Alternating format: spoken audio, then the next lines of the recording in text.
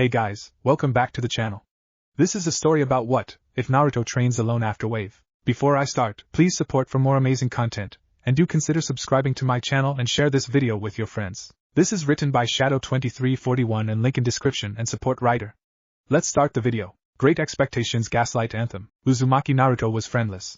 He had been that way for the longest time, before he had been kicked out of the orphanage. His only true friend was the Hokage of the village, and even he was more of a grandfather. Naruto was utterly alone in the world. The village he had grown to love simply hated him. The villagers' eyes only showed hatred, pure hatred, for his presence. So Naruto was silent, he glared back. But eventually the stares became too much. He ran from the playground, away from the whispers, the glares. Why did they hate him so much? What had he done?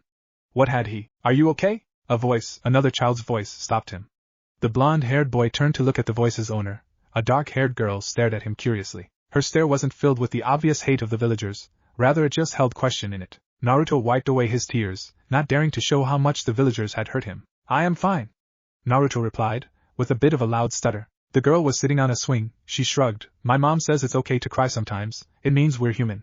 My dad said only weak people cry though. I'm not weak. I didn't say you were, she replied defensively, beginning to swing. That's just what my dad says. What's your name anyways? Naruto. Well, I'm Aiko. Do you want to swing with me? Aiko gestured to the swing seat next to her, which was empty. Naruto cautiously took it, sitting down, watching as the black-haired girl quickly got higher and higher. His own seat didn't move. Why aren't you swinging? Aiko slowed herself down, to stare at him curiously again. I don't know how. What? No one taught you how to swing before? Naruto was silent. Aiko shrugged. Okay, well, just watch me, I'll go slow. She began to shimmy herself again, kicking her legs out and under in a rhythm, slowly getting the seat to move back and forth. Naruto cautiously copied her, and quickly found himself moving in a similar motion. Aiko, seeing that her new friend had got it, quickly began to kick out and in faster. Naruto soon found himself rising up and down at a rate that even slightly scared him. It was exhilarating. At the top of his swing, he felt his heart drop as he fell, only to be swung upwards again by the force of his movement. See? Swinging is the best. The wind pressed against his face. Naruto's heart swelled as he laughed happily, genuinely, at the feeling that had found him. He had a friend, a real friend. For nearly an hour, they swung back and forth, only stopping to talk a little, and catch their breath. Naruto opened up, little by little to Aiko, admitting that he lived by himself, that he was an orphan. He should have known it was too good to last. A black-haired boy, in similar blue clothes to Aiko, approached them. They slowed, and Aiko greeted him. Hi Sasuke-chan, Mom wants you. Sasuke replied shortly. Aiko nodded and hopped off the swing, waving to Naruto. Bye Naruto, I'll meet you here tomorrow, okay? Naruto nodded mutely as she ran off. Sasuke, however, stayed, glaring at him. Who are you? Sasuke asked bluntly. I'm Naruto Uzumaki Naruto. Who? Whatever, I don't care. You stay away from my sister. Naruto blinked. But why?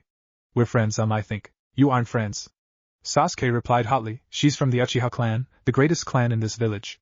You're a nobody, stay away from her. With that, Sasuke turned away and ran in the same direction Aiko had, towards the Uchiha compound. His swing swung listlessly under him. Naruto despaired at the loss of his new friend.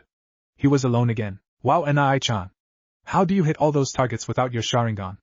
Aiko wondered aloud as Itachi struck all the targets again with his kunai. Sasuke looked on in similar amazement. One day you'll learn too. Can you teach us now?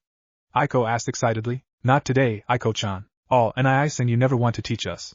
Sasuke complained. We're old enough, we can do it too. Itachi picked Aiko up and put her on his back as he began to walk towards the Uchiha compound, Sasuke following behind him. There is no need to rush to gain strength, Sasuke, Itachi said finally. After a minute of walking in silence, Aiko had rested her head on her brother's shoulder. Sasuke scowled. Dad says we should be stronger, more like you. Is it true you were already a genin when you were our age, and I-san? Yes. Dad loves you more than us.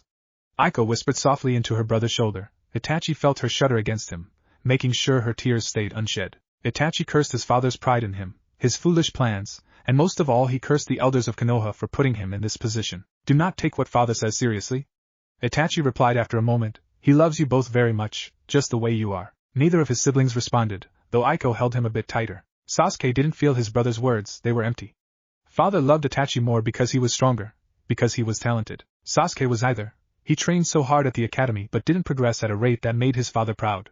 All his father could seem to think about was Itachi. He knew his sister felt similarly, but at least she had their mother. Sasuke's mother loved him, he knew that, but it was obvious that she loved Aiko more. Aiko and Itachi, they were both so much better than him. Everyone who met Aiko adored her. Sure, they smiled at Sasuke, were genuinely polite, but his coldness, his blunt tone, it made people like him less. Despite his clan, Sasuke had no friends. All he had was his brother and sister. Itachi was never one for talking, but Sasuke felt him pulling away from them. Aiko had many friends at the ninja academy in their class, but Sasuke only had Aiko. Every day Aiko would chatter about Sakura this, that, and Sasuke would be silent, left out again. The other boys had tried to make friends with him, sure, but they weren't able to stand his arrogance, his haughty belief that he was superior to them. It left him quite alone. The other children had their friends, Sasuke had no one. Of course, he wasn't the only one. There was also Naruto, who was even more alone than he was. Sasuke had Aiko, despite her growth away from him. Naruto had no one, no family, and no friends. More than that, Naruto was despised by the villagers. They seemed to hide it well, but Sasuke could see it in their eyes. They seemed to hate Naruto for no apparent reason. Just as he noticed the faint dislike that everyone who met him seemed to have, he noticed the ire of the villagers. At first he had believed it was due to the pranks that Naruto played, the loud voice he had developed, but it was too deep. The hatred for the blonde had left Sasuke at a loss. He ignored the conundrum. Naruto was unimportant. He was dead last in their class. He failed every test, slept in class, and couldn't even hit one target with kunai. Sasuke and Aiko were at the other spectrum completely. Sasuke topped the class with Aiko close behind. Their teachers crowed that they were prodigies, even though their father simply deferred to the fact that Itachi was better. Sasuke had played with the idea of becoming friends with Naruto, but like the villagers, his father seemed to despise the boy, and he stayed away, in fear of his father's hatred turning on him. The death of Uchiha sure sway. Sasuke was suddenly made aware of the three Uchiha that stood before them. Itachi had put Aiko down and was currently staring at the other three, something akin to rage in his eyes. Quicker than Sasuke could blink, Itachi attacked the other three, sending the three to the ground before they could barely activate their own Sharingan. Itachi! Before Sasuke could call out, his father had appeared, grabbing Itachi by the arm, even though there was no need. Itachi made no attempt to attack the already downed Uchiha again. His father apologized to the three quickly, claiming the Itachi had been under a lot of stress. To Sasuke's amazement, Itachi fell to his knees and apologized as well. The strange scene finally ended. Itachi went off alone, and his father sighed and shook his head before walking off. Aiko and Sasuke were left alone. Sasuke stared at the back of his older brother's head as he walked away. What just happened? Aiko wondered aloud. Sasuke shrugged. He had no idea. Aiko, I'm going to do it. Do what? His sister asked curiously. Sasuke scowled at the back of Itachi's head. I'm going to become stronger than Itachi, and then father will look at me the way he does at him. Father loves you, Sasuke. He loves Itachi more. It's not a contest, and Ai-chan. Aiko defended her brother and father. Sasuke glared at her, and eyes widening, she stepped back uncertainly. Sasuke-chan? Don't call me that. He replied hotly, and stormed into their home. Aiko felt tears coming to the surface. Her brother had looked at her with such rage. It scared her. See you tomorrow, Aiko-san. Bye, Sakura. Aiko giggled and walked in the opposite direction as her two best friends. The academy was a fun place. Sure, they were learning to kill, but after being isolated as an Uchiha her whole life, it was nice to make new friends outside the clan. Inside she only had Sasuke. Here, she had all kinds of friends. Thinking of her brother made her good mood disappear. He had grown cold to her. Through everything, she always had her family. But now Sasuke was moving his own way. After his best friend Shirsue's death, Itachi had grown distant. Her father and mother were always meeting in secret with the rest of the clan. Aiko realized that something big must be going on within the Uchiha clan, but she didn't know what. Instead of investigating, she retreated into her schoolwork. It was none of her business what the clan leaders wanted to do with the Uchiha. She strived to do her best in the academy. Although her grades improved even further, her progress had nothing on Sasuke, who improved in leaps and bounds. Uzumaki barrage! A voice screamed nearby, and she was startled out of her reverie. In the nearby training field, two figures were practicing at different target logs. The nearest was Uzumaki Naruto, the class dead last. The boy had almost become a friend, but drew away from her after their first encounter, and she didn't press him. She walked by, glancing at how the Uzumaki barrage, basically a wave of every kunai and shuriken that Naruto had, missed the log completely. Shaking her head, Aiko thought about going to give Naruto a few tips, but decided against it. The second figure practicing was her brother Sasuke, who had made it a habit to stay late to practice his weapon accuracy. Unlike Naruto, Sasuke's throws were quiet, precise, and were always made in 2s and 3s, striking their targets every time. Sasuke glanced at Aiko, his dark eyes meeting hers. She waved, he didn't. Aiko's heart hurt a little more, but she continued to walk home as if it didn't bother her. She moved quickly through the Konoha streets, mumbling greetings and small smiles to those who waved or called out to her. The villagers were quite nice to her. Her clan made up the bulk of the police force, which interacted and protected the village of Konoha itself, so the Uchiha were well liked. Aiko herself never had problems making friends, unlike Sasuke. People found her demeanor kind and good-natured. Her father had scolded her multiple times for it, saying that she was too nice. Her mother on the other hand commended her on the ability to befriend almost anyone, although she was ashamed to admit it. Mother loved her more than Sasuke or Itachi. But since father ignored her, Aiko jealously held tight to her relationship with her mother. This meant sometimes going along to the grocer's or some other boring task, but it was nice to actually spend time with a family member. Most of the rest of the clan was older than her, and didn't want to hang out with a kid like her, so her immediate family was really her only choice. Maybe soon they would come back together. Her family had been drifting apart lately, but mother truly loved them all, as did Aiko. She knew Itachi loved her and Sasuke, and father just had trouble expressing his feelings. Soon Sasuke would see that father was proud of him, and Itachi would talk to mother again, so she wouldn't cry when she thought no one was listening, and Sasuke would come back to her. A sharp pain ran through her, and she realized she was missing her twin deeply. They had always been so close. They had done everything together, eating, sleeping, training, all of it. The academy came and she had new friends, and she was happy. Sasuke should have made friends too, but he was too shy, a bit too arrogant. The other boys didn't realize it was simply his mask, his way of living as an Uchiha. Maybe she should have tried and helped him more, helped him make friends. But Aiko knew Sasuke, and she knew he hated anyone trying to help him when he thought he didn't need it. It would simply cause him to resent her more. She entered the Uchiha district, distracted by her thoughts, not noticing the two empty streets at first. Aiko missed the dark reddish-black patches that were leaking from some of the house doors. She didn't notice a few of the shattered and cracked windows or the growing metallic tang that was beginning to hang in the air. Something was wrong, it was too quiet. She moved through the streets of the Uchiha compound towards her home. Usually people of her clan were out and about at this time, but it was silent. Could there be a clan meeting that she didn't know about? Ignoring the niggling urge to run, to leave, she continued to her own home. 2 steps from the door of her home, a sharp pain hit her neck, and with a gasp she blacked out. Sasuke had noticed the blood. He had peeked through the broken windows and saw the dead bodies of his clanmates, his family. He raced through the streets towards his own home, panting, the taste of blood in the air and the descending odor of death setting in. He entered his home, desperate to find his parents, and desperate not to find their corpses. The door slid open easily, and Sasuke watched as his mother's body fell atop his father, who was also still. Aiko was lying in the corner, immobile. No, Sasuke moaned. A figure was moving out from the shadow. In the pale light of the now rising moon, Sasuke made out of the figure of his brother, decked out in full ANBU gear. Aniki, what happened to them? As he said it, he saw his brother's slight movement, the sword in his hand, glinting with the blood of their family. Sasuke fell to his knees, moaning, Aniki, what have you done? What I had to. What I need to test my potential. What are you talking about? You killed our family to test my potential. Itachi finished coldly. In a blur of motion that Sasuke had no hope of following, Itachi had him by the neck and pinned against the wall. Sasuke made no move to struggle, his eyes dull with the pain of losing his family. You do not hate me. Itachi intoned softly. You're my brother. Because you don't understand what I have done. Itachi brought him to eye level, and Sasuke stared into the Sharingan of his brother, which had taken a strange windmill shape. Let me show you. Suddenly Sasuke was out of his body. In a spectral form, he watched as Itachi killed everyone in the clan. He became aware of the pain. Suddenly, he was the one being killed. Every time Itachi stabbed a cousin and aunt, Sasuke felt it.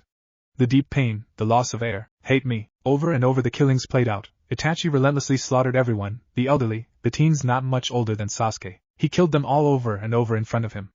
Hours seemed to pass. Detest me. Sasuke saw his father's horror as Itachi ran him through with his sword. Sasuke felt the pain of his mother as Itachi's cuts sliced her deep. Too deep to survive it hurt. It was more than anything he had ever felt in his life, and he felt it over and over again. Live in an unnatural way. Sasuke wanted it to stop. He wanted it to end death. He wanted death. For it is the only way to kill me. Sasuke's world went black. How are they really? Sasuke was just released from the hospital. They both seemed to be in shock. They talked to no one. Who's watching over them? You will be now.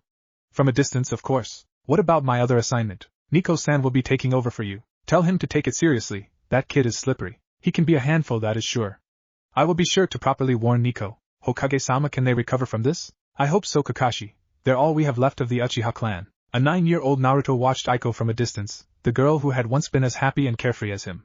She had withdrawn into a shell. Naruto watched as slowly her friends, at first so supportive, left her. Oh, they made the effort to say hi to her every once in a while, but the quiet, her unresponsiveness was disheartening, and even scary. Iruka-sensei had stopped asking her questions in class. She was quieter than Aburame Shino. She spoke to no one except maybe Sasuke, and that was only a few words in public. She was still near the top of the class, but the spark that had allowed her to challenge Sasuke for the very top spot was gone. Naruto felt like he was watching a shell. More than anything, Naruto could feel it. Her pain, it was terrible. He knew that pain. It was his pain. He hid behind the mask of childish laughter, but inside he hurt too. Did Aiko hurt more than him? He wouldn't be surprised if she did. Aiko had a family, and they were taken from her. As for Sasuke, Naruto watched as the boy became even more withdrawn. At first he had been like Aiko, unspeaking. The pain however disappeared from his eyes after several months. It was replaced with something that Naruto couldn't quite identify: determination. Anger? The boy stayed at the top of the class. No one was close, least of all Naruto, who was only challenged for the bottom by Shikamaru, who was determined to sleep through as many tests as he could and still pass. Aiko Naruto remembered the young girl who had reached out to him on the playground, the girl who happily swung as high as she possibly could, and who taught him to do so too, who taught him how to really feel happy. Who was so hurt now, so withdrawn, so alone. I want to help you but I don't know how. You and Sasuke, you're alone like me, but you're so much better than me at everything. You're of the Uchiha clan, and I'm nothing, just an orphan. What disgusted Naruto even more was most of the friends that Aiko had held so close had abandoned her to chase after her brother, who they thought was cute. It disgusted Naruto. Sakura and Ino had been best friends with Aiko, now they bickered and were bitter rivals trying to claim Sasuke's heart. Sasuke ignored them, which was a plus in Naruto's book. All the blonde could think about was how Aiko had never been more alone in her life, and no one was reaching out to help her. She has Sasuke, she'll be alright. Naruto failed to even convince himself that for even a second. I made it, dead by April. So, now he knows. I will make sure Ibiki tortures every possible bit of information out of Mizuki for this. Let him know I'm ready to help. I'm putting Naruto on your team. I'm sure you can count, Hokage-sama. I know what I'm doing. Don't get cute with me, Kakashi. Sorry, Hokage-sama. If even you're disrespecting me, I shudder to think what everyone thinks of this old man. We did it, Aiko. We're genin. Sasuke gave his sister a genuine smile, and she returned it from her favorite seat on their couch. The apartment they lived in now was at the outskirts of the Uchiha compound. Although it was their right, either could bear living in the main family home. You're the top rookie of the year, congratulations. Aiko's tone was happy, but it lacked life, the life his sister used to have. It hurt Sasuke, as always, to hear her like this. Sure, she interacted with him, but it wasn't the same Aiko. Itachi, their own brother, had ruined her. I'll make you pay for this, Itachi. I'm sorry if I'm not the same Sasuke. I've tried hard all these years. Aiko said softly, shocking him that she could read him so easily. Sasuke replied softly, you're still my sister, and I still love you. Do you think I've been foolish all these years? Not talking to anyone, driving everyone but you away. I've done the same. I know quite a few girls who would say otherwise. They're drawn to you. They're annoying, that's all they are. Aiko came over and sat by him, and she slowly engulfed him in a hug. Thank you, Sasuke-chan. She mumbled into his shoulder. Sasuke patted her back awkwardly. I haven't done anything. You've been my brother, that's more than enough. Aiko pulled away. Her eyes were wet, but she was smiling. Feeling his gaze on her, she gave a little laugh that cracked into a choked sob. I'm being silly. When we're placed on teams, I can't act like this with everyone. Teams. It made Sasuke angry that he might be split from Aiko, the only one in his class he really cared about. Plus, if they weren't on the same team, how could he be sure she was safe?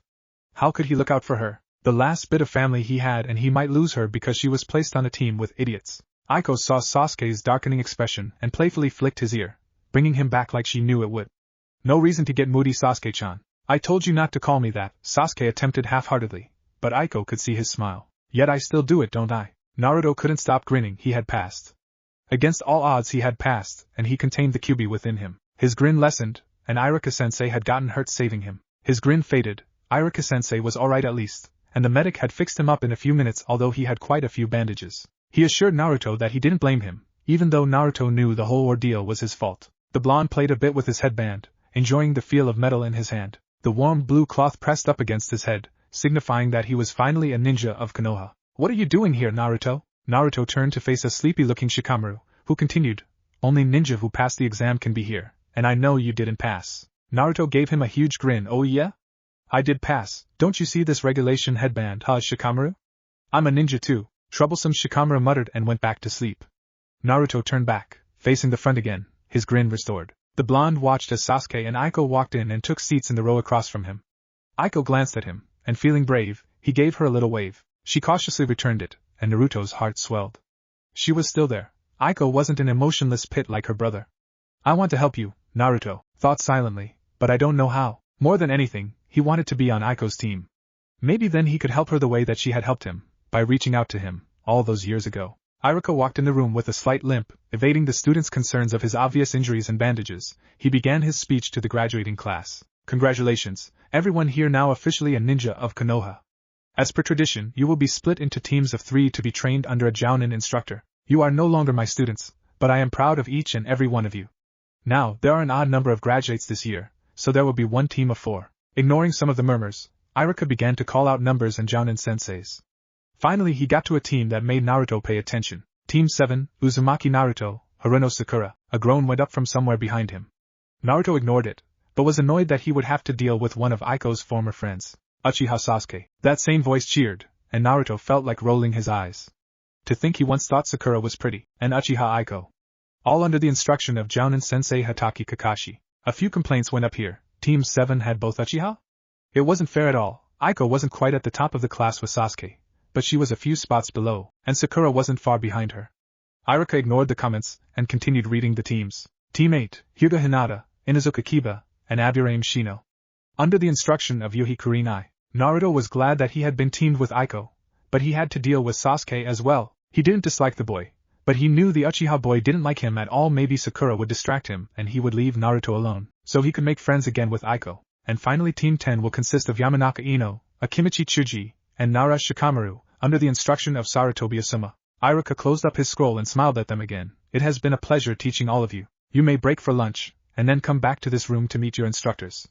Iruka gave them a final wave, and disappeared in a puff of smoke. The newest ninja of Konoha stood and milled around the classroom, looking for their new teammates. Naruto spotted Sasuke and Aiko leaving together and moved to follow, Sakura doing the same. Moving around the other students, he was able to catch them as they were going out the door of the academy. Hey Aiko, and Sasuke! Since we're on a new team together, maybe we should all go get lunch together. Sasuke gave a little snort and continued walking. Aiko stopped though, and Naruto looked at her hopefully. Sakura burst out of the door, and shoved past Naruto, who fell to the ground with a cry. She quickly sidestepped Aiko without a word and ran after Sasuke. Sasuke-kun!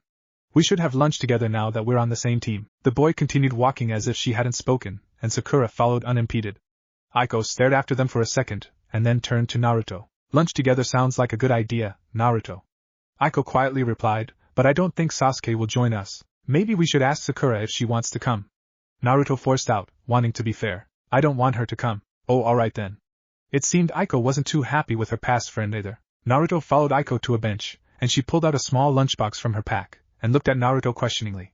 The boy realized she was looking for his lunch. Oh, I usually go out to eat at Ichiraku's. Every day? Yeah, kind of. Naruto blushed sheepishly. I don't really like anything else. Naruto cursed himself inwardly. Why was he blushing? He looked like an idiot. Where was his usually loud, confident, and unbreakable persona? Aiko didn't seem to notice, as she opened her own lunchbox and pulled out 2 sandwiches of what looked like roast beef. She handed Naruto one. Here, you have to eat healthier from now on, no more ramen every day. Naruto's persona went 180 as his whiny side took over. But Aiko-chan, I like ramen. Let me guess, you eat it for dinner too. Yes. But ramen is the best food in the world. It tastes really good. Aiko made him take the sandwich. You're just like my brother. All he wants to eat is takeout udon every day of the week. If I didn't make lunch or dinner for him, that's all he would eat. I've never had udon. It looks good though. Naruto mused about the noodles, similar, yet different from ramen. He had seen a few people eating it but never tried it himself. Why haven't you tried it? Get out of my shop, you damn brat. I don't like anything other than ramen. Why would I eat some other food when ramen is so obviously amazing? Aiko shrugged and began to eat her sandwich. Naruto cautiously took a bite of his own and found it tasty. Aiko-san, I feel kind of bad taking your lunch. We're teammates now. Teammates share with each other.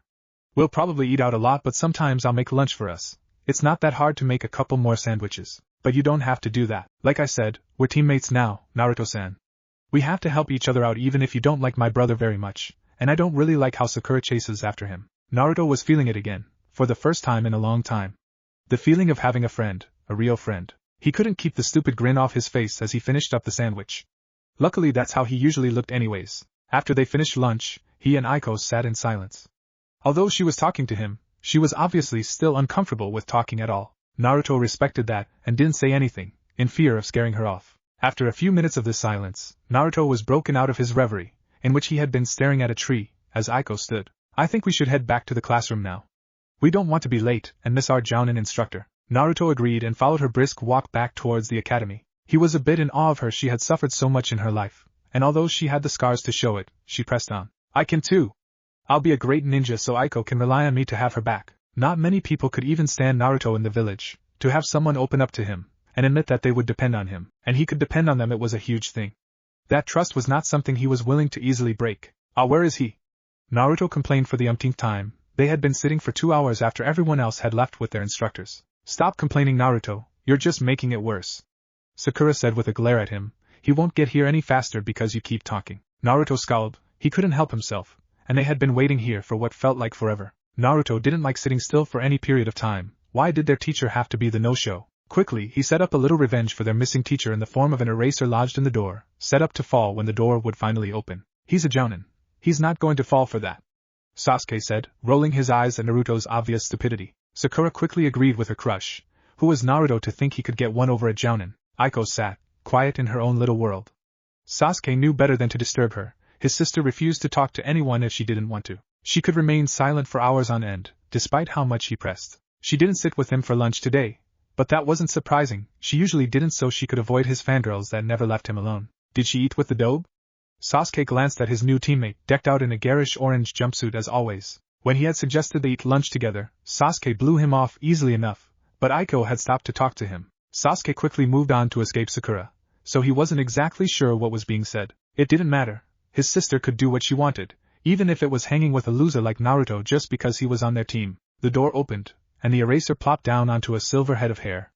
Naruto started laughing, and Sakura began to apologize for her new teammate's prank. Their new instructor spoke for the first time. My first impression of you're all a bunch of idiots. He turned to leave them. Meet me on the roof. The four stood and walked in a group to the roof of the academy. Although Sasuke and Naruto had a bit of a fight over who would walk in front, they made it with little injury to either, to find Kakashi already sitting on the ledge. The man was decked out in full jounin body armor, and a light green flak jacket. He was masked up to his nose, and only one eye was viewable, the other covered by his headband, which was tilted at an angle. The gray-haired jounin gestured for them to take a seat. So how about each of you start by introducing themselves?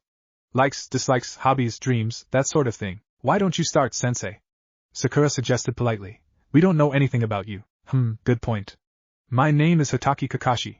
I like some things, and dislike some others. My hobbies. The man gave a little laugh. Well, anyways, I don't have any dreams. The genin face faltered. They hadn't learned a thing from their strange instructor.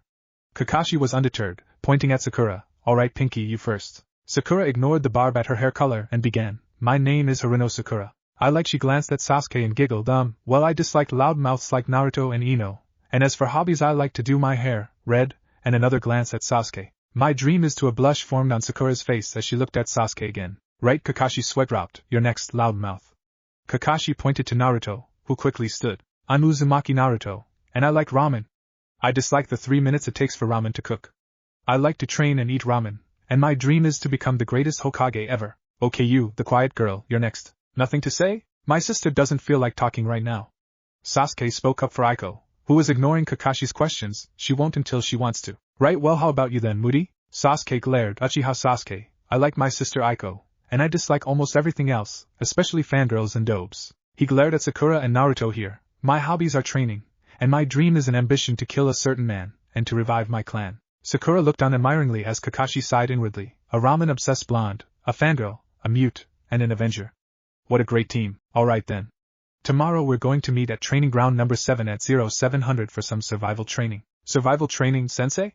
Sakura looked confused. I don't understand. I thought we were ninjas. Now training is over. Oh, Kakashi chuckled. You're not quite ninjas yet. There's one more test. Although there were 28 graduates this year, only 9 will officially become genin. That means at least 2 of you are going to fail and go back to the academy after tomorrow. A wave of protests went up from Naruto and Sakura. Aiko and Sasuke remained quiet. Aiko didn't even seem to register the news, and Kakashi had to wonder if she was like this all the time.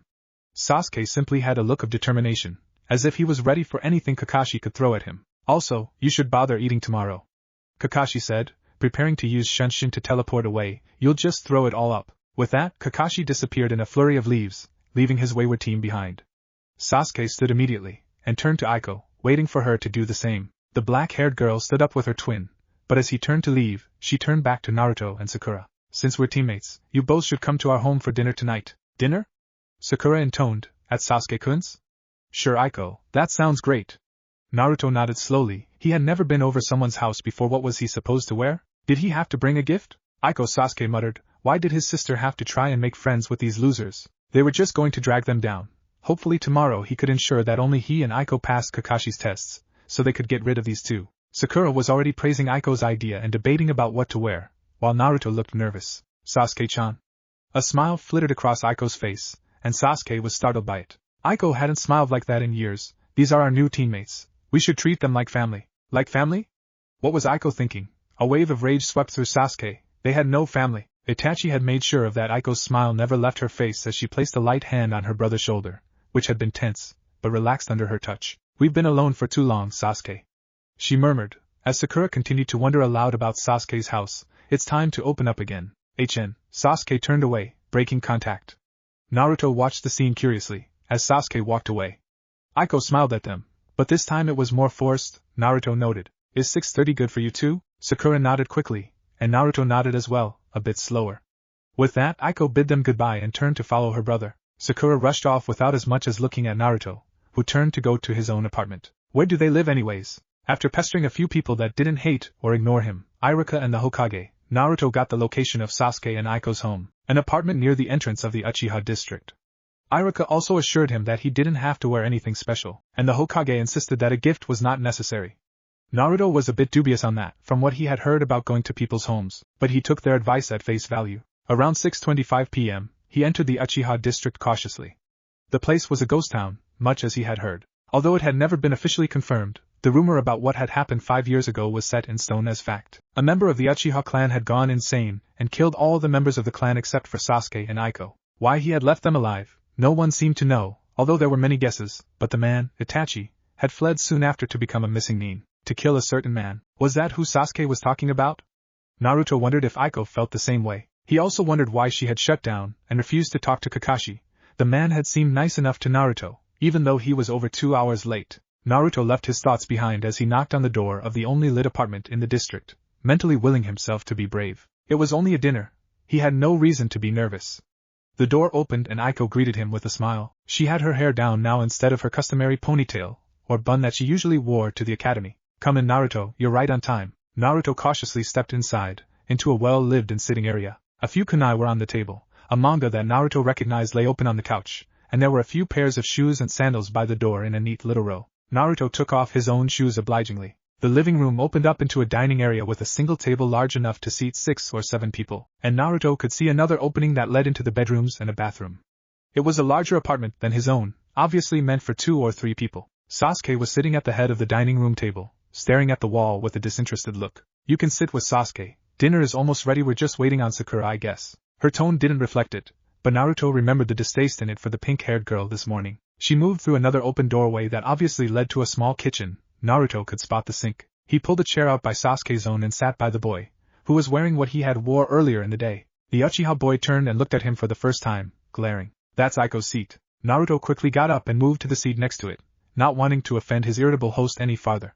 Sorry." Sasuke merely grunted and turned back to his fascinating wall.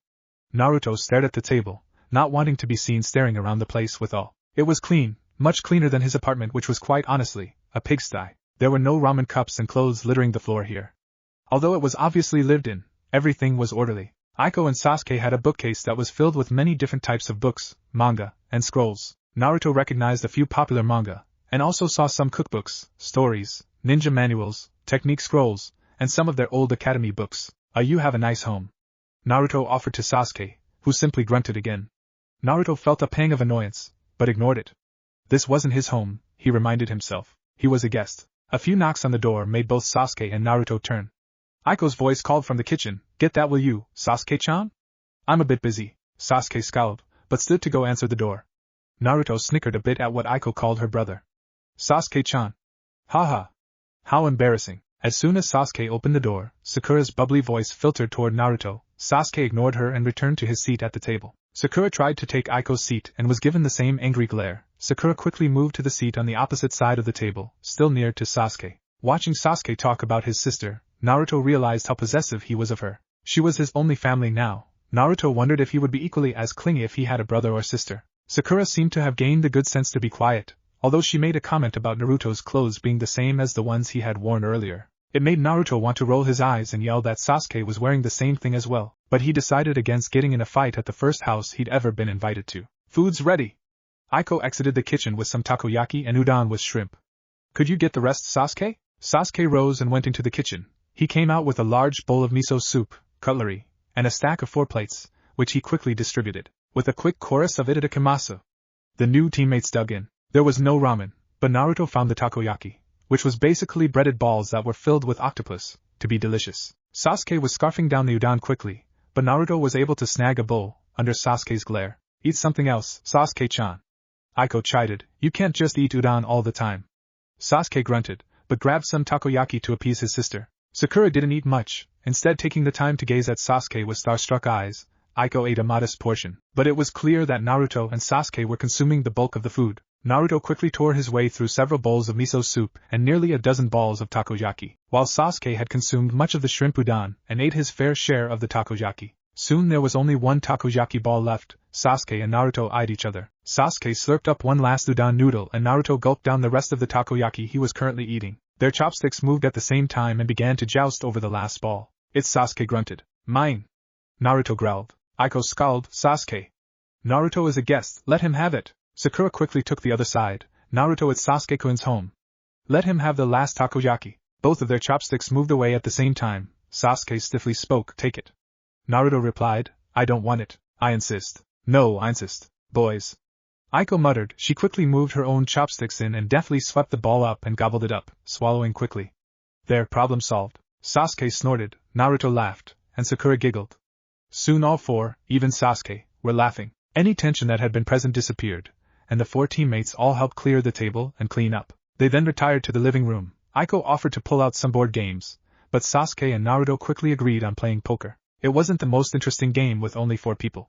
Sakura was inexperienced with Hold'em, and quickly went out. Aiko, who wasn't that interested in the game, followed soon after. Sasuke and Aiko had played many card games in earnest to pass time over the years, and Sasuke was well experienced with many types of poker, and Hold'em was his best game. Naruto had spent years sneaking into Konoha's casinos and barrooms, and had even sat in at a council poker game for the Hokage who had to deal with some business at the time, even though they had been playing a mixture of 5-card draw and stud poker, which were different than Hold'em. Hold'em was one of the simplest games. Each player was dealt 2 cards face down, and a round of betting proceeded. 3 community cards were then put down in the middle, another round of betting followed, and then 2 more cards were placed down, with betting between them. Then the players would show down their hands, and the one with the best hand won the pot. More than anything, Naruto was lucky when it came to games of chance. The Hokage had only been gone for 15 minutes, yet Naruto had managed to knock out and seize the chips of 3 of the players, not really out of skill, but luck of the draw. In this friendly home game, he had made the best hand by the river, the last community card dealt, nearly every time. Aiko and Sakura chatted as the boys sparred with their chips. In the final hand it came down to a race. Sasuke raised a lot of chips pre-flop, the first round of betting, and Naruto called him down with a suited king and a 10 of spades. The board came 2-7-A, with 2 spades. Sasuke raised again, and Naruto thought for a moment, before shoving the rest of his chips in. Naruto had Sasuke covered, but the boy called, flipping over 2 aces.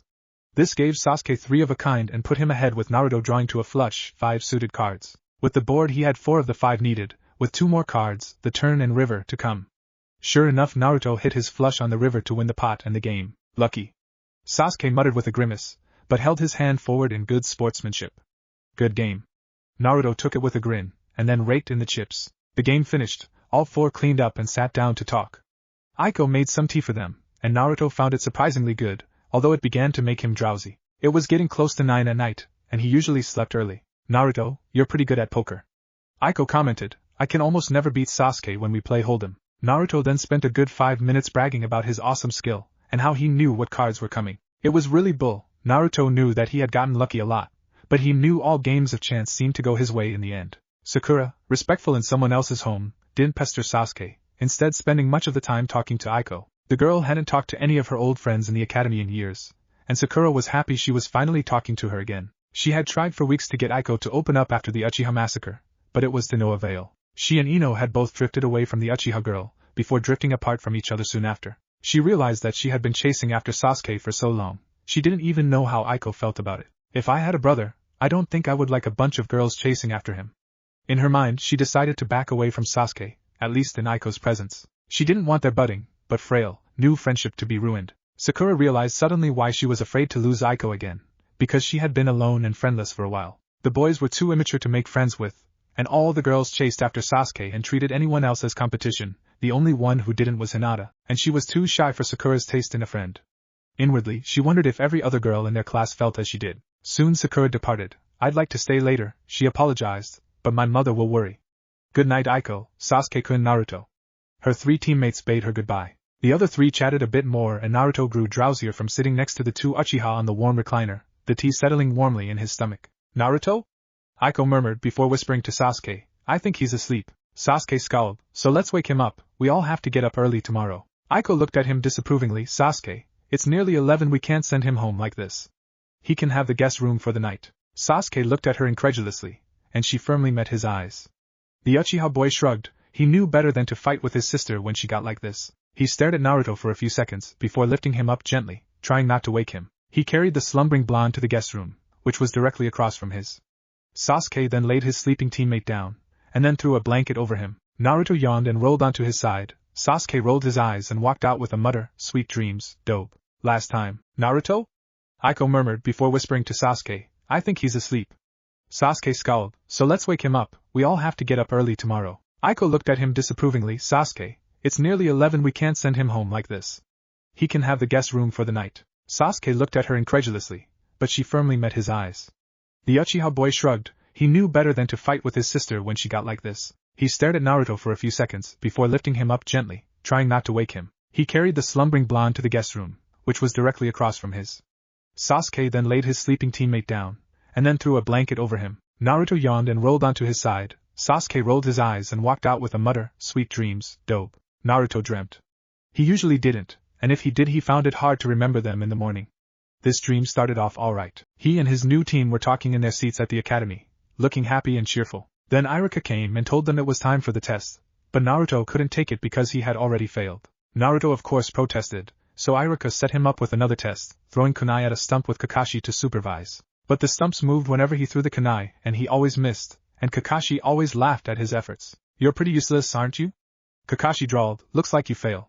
Too bad, the others all passed. Naruto turned to the sound of laughter. Sasuke, Aiko and Sakura stepped out of the academy showing tests with perfect scores. Their laughter turned malicious when they spotted him looking defeated. Naruto has failed. Kakashi declared, he will go back to the academy for another year. Well, at least you won't be holding Sasuke-kun back anymore. Sakura smiled widely. You're so annoying, Naruto baka. Dobe. Sasuke said, but instead of his uninterested look, there was hatred in his eyes. I told you to stay away from my sister, you get what you deserve. The two walked off together holding hands. Aiko was the last to step up, but her eyes were just as cruel as the others. I don't know why I ever wanted to be friends with you. You're just an idiot dead last.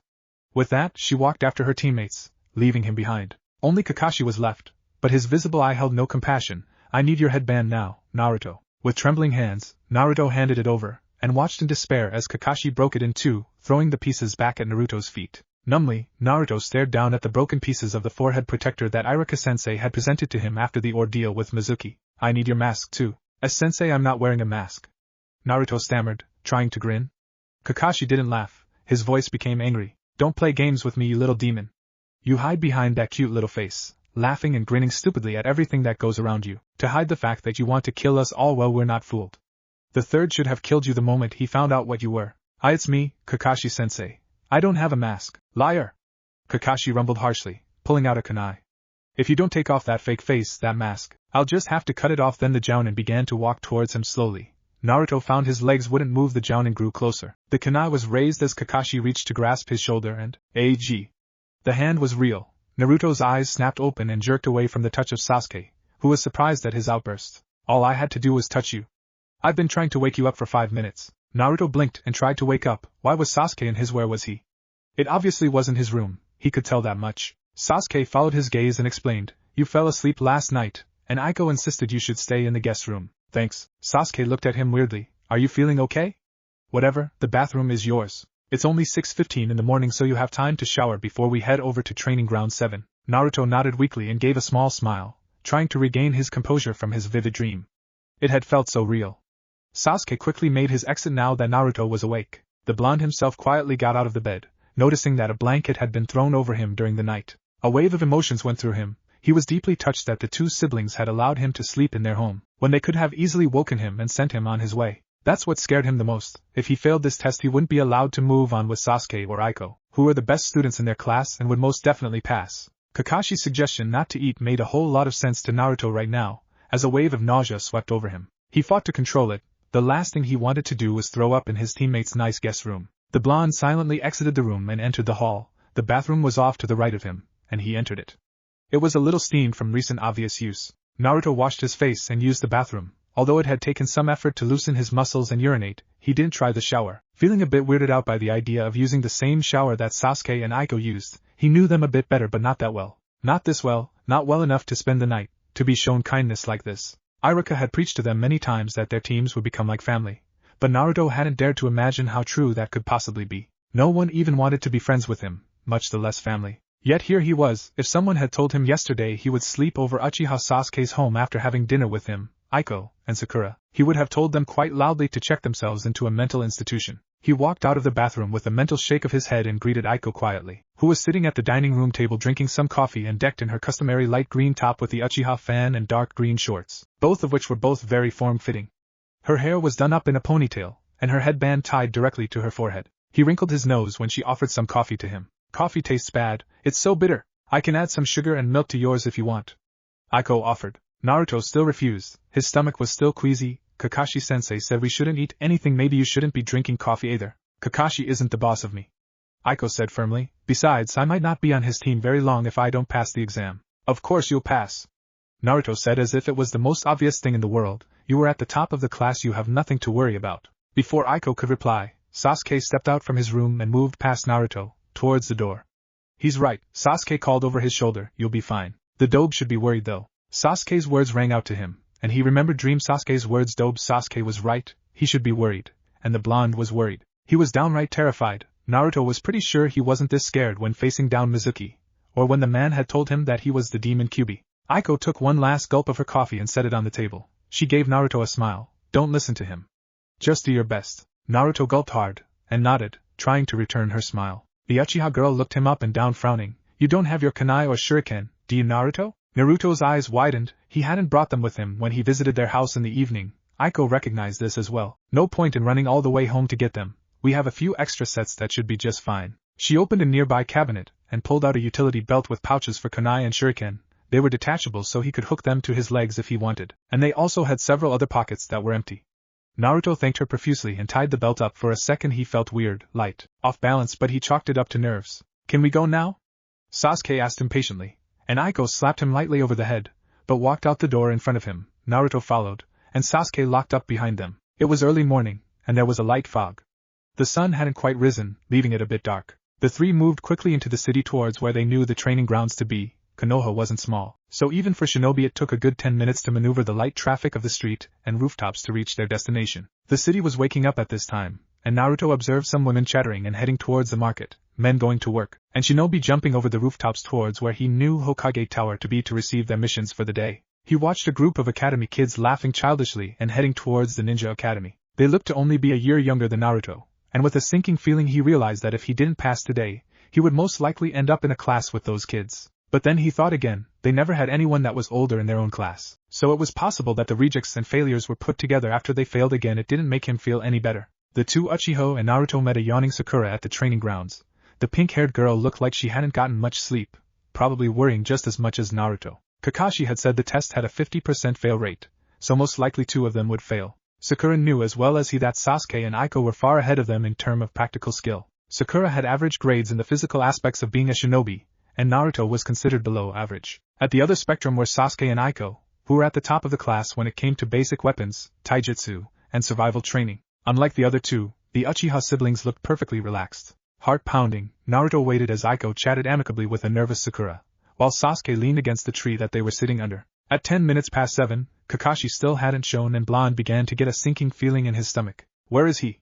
Sakura wondered aloud. Is he really going to be late every day? The others also quickly realized that they hadn't exactly gotten the cream of the crop of Jounin instructors. They passed the time by talking. Sakura had interestedly asked about Aiko's scores in the final Genin test. Although she was modest about it, she had scored above average on everything, excellent in areas such as history, math, anatomy, along with the physical aspects of the test. Her Bunshin no Jutsu, the final Jutsu test, had been perfect as well. Sasuke had much of the same scores, but with the best scores in most of the areas. Kiba had beaten him in tracking, and Sakura had beaten him in the written tests, although his scores were close. Sakura had done quite well in the written, but her physical scores were not as good, she admitted to the others. Most of her scores in the area had graded as average, but her taijutsu score had been below average. Naruto had remained silent through the conversation, but in the end they turned him expectantly. They already knew he had the worst grades in the class overall, but they didn't know how bad. He mumbled it out. He had scored well below average on all of the written exams, his physical skills were about average, but his taijutsu form was horrible, and he had failed the basic weapon skills test in accuracy. His bunshin had been a complete failure. How did you become a ninja? Sakura wondered aloud. There's no way you should have passed with those scores. You didn't pass. I remember. Sasuke recalled seeing Naruto sitting headbandless and dejected on the swing while the others celebrated. Naruto gulped but managed to say, I don't want to talk about it. Geez, just tell us. Sakura rolled her eyes. It's not like it's some big secret. Iruka-sensei gave you some kind of extra credit assignment, right? That's what I heard at least. Even in a village where keeping secrets was a part of the job, rumors still got out about anything interesting. Sakura wasn't quite at the top of the gossipers, but she was a close second to Ino. Naruto nodded slowly. Yeah, that's basically what happened. Aiko figured there was a lot more to the story, but stayed silent, as did the others. Naruto was obviously uncomfortable enough talking about his scores, much less why he had passed even with such terrible markings. They were silent for a while after the slightly uncomfortable end to a talk that the other three genin had been prideful of speaking about. Sasuke finally gave up on leaning against the tree and climbed up to lay down on a branch. Aiko rested her head against the same tree and closed her eyes. Naruto watched Sakura nod off several times and jerk awake. Naruto sat nearby, not against the tree but close to it. It gave him a clear view of his three teammates. Sakura had finally given up and fallen asleep, and Sasuke appeared to be gazing at the sky as the sun fully rose to bring morning. Aiko was in some ways the funniest to look at.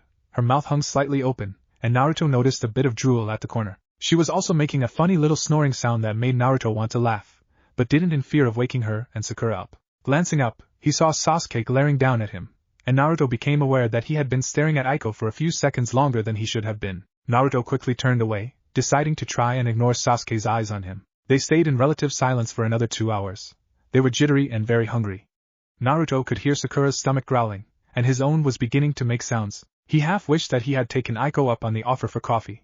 At least he would have something in him then. Kakashi chose that moment to appear in a puff of smoke, to cries of "You're late." From Naruto and Sakura, Aiko and Sasuke both glared at the man in twin Uchiha fashion. The Jounin ignored them and gave them all an eye smile. Sorry, I got lost on the road of life. What the hell kind of excuse is that? Naruto shouted, standing up. Do you have any idea how long we've been waiting? Kakashi did happen to know, considering he had arrived almost 2 hours ago to stare at the memorial stone, not far off from where the genin were waiting for him, but he didn't mention that. So, Kakashi clapped his hands. Everyone ready to take the test?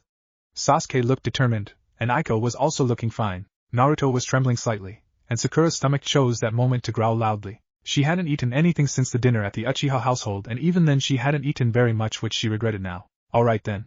Kakashi pulled out 2 bells and gave them a little jingle.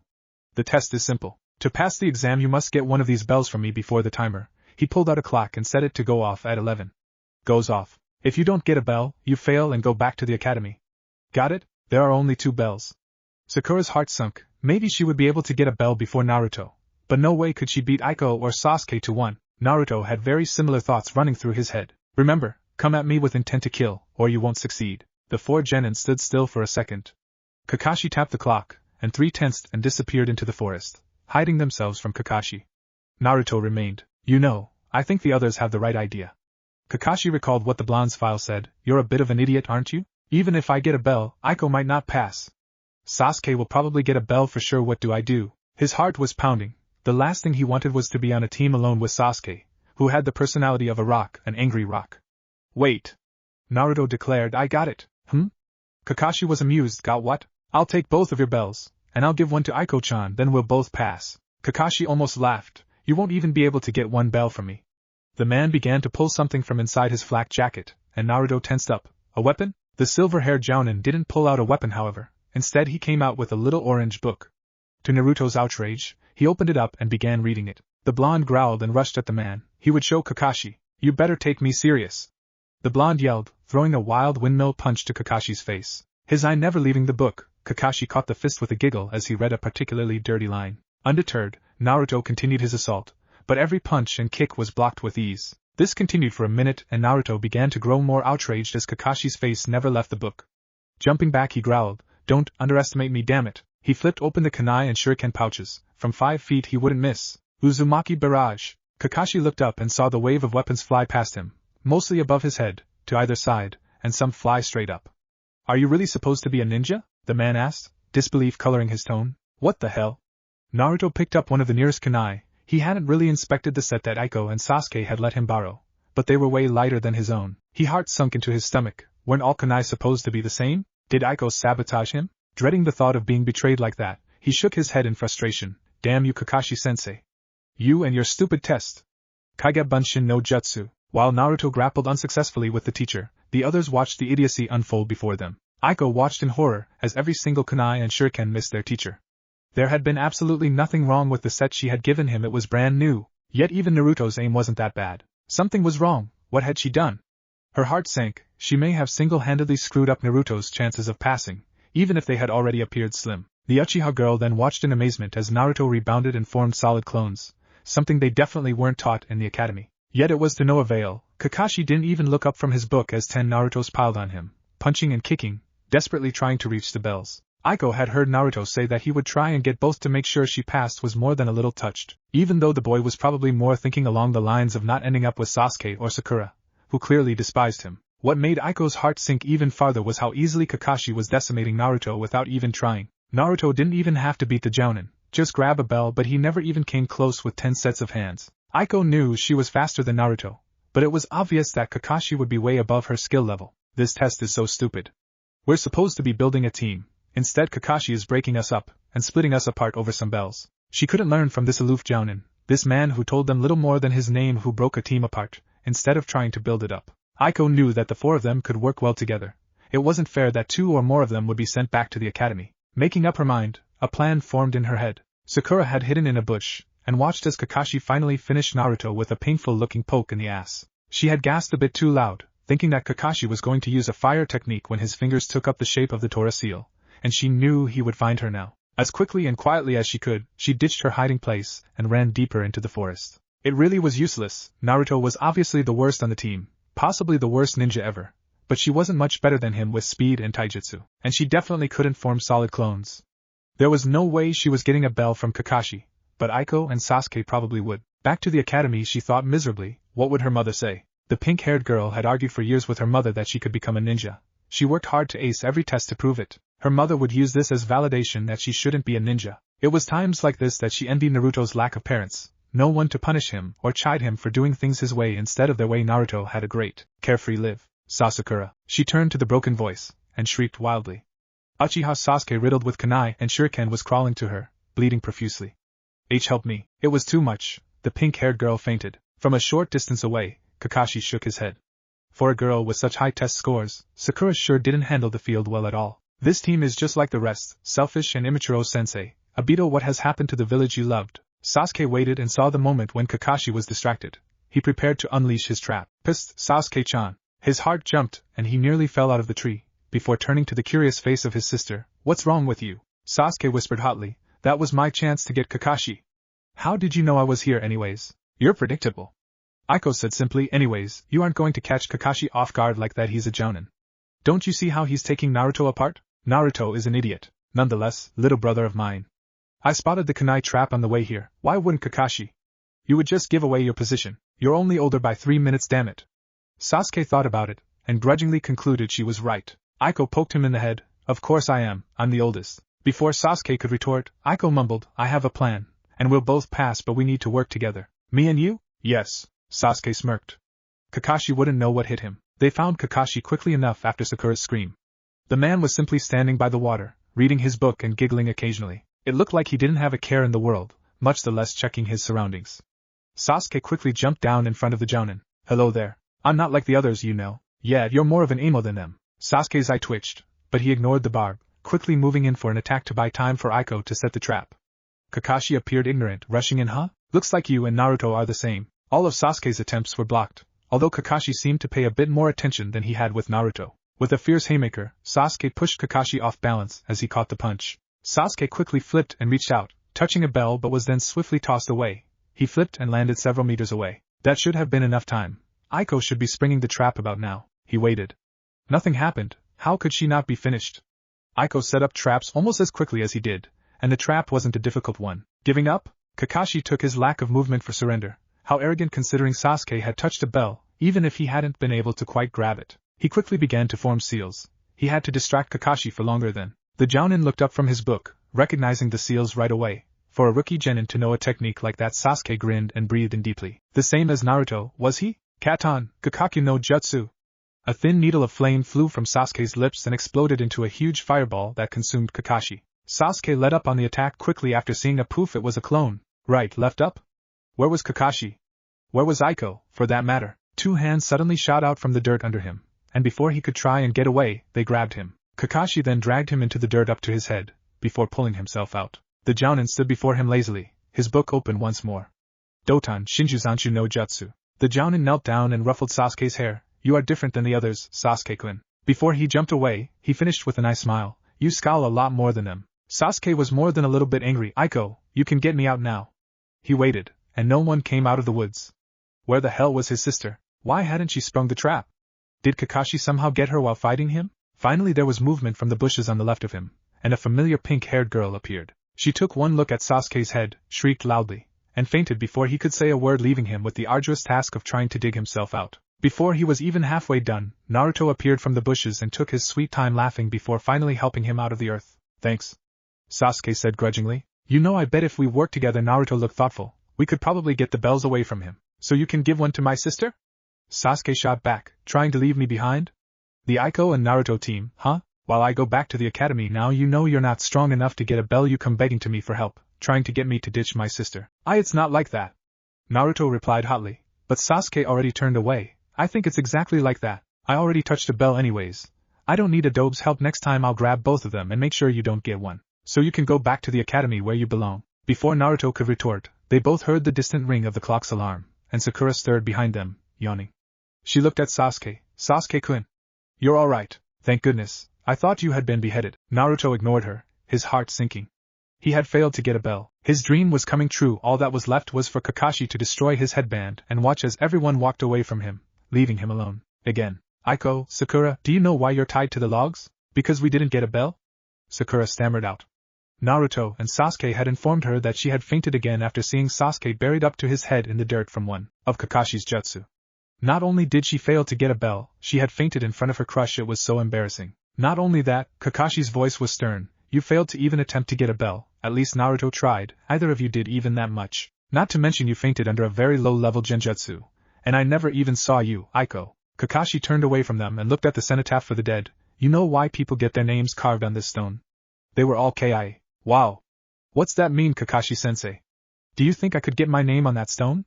Naruto asked, excited about the prospect of being remembered forever by the village. Naruto, Sakura said softly, KIA means killed in action. Naruto's smile disappeared, and his features became stricken. Kakashi sighed. Right, well, I've decided. He turned back to face them again, smiling. None of you should return to the academy. We pass? Sakura's voice was hopeful. Naruto whooped and Sasuke smirked. Aiko's face remained stony. I think all four of you should just quit being ninja. You're really all quite useless. Naruto gaped. Hope's gone again. Sasuke took it a lot less readily. He quickly dashed at Kakashi, pulling out a kunai and moving to stab the older man. Before he had a chance, Kakashi disarmed him of the weapon and had him on his back while he sat atop him. Trash. I'm disappointed in you, Sasuke. Kakashi pulled out another kunai and tossed it to Naruto before holding Sasuke's kunai to his neck. Naruto. Kill Aiko or Sasuke dies. What? Never. So you'd let Sasuke die to save Aiko? No.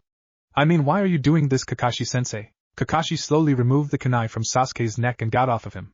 With a little push, Sasuke was stumbling back to sit by them. Do you understand the point of this little bell test? You're trying to break us apart. The Jounin lazily glanced at Aiko. So you do speak. We're supposed to be a team, but all your stupid test did was break us apart.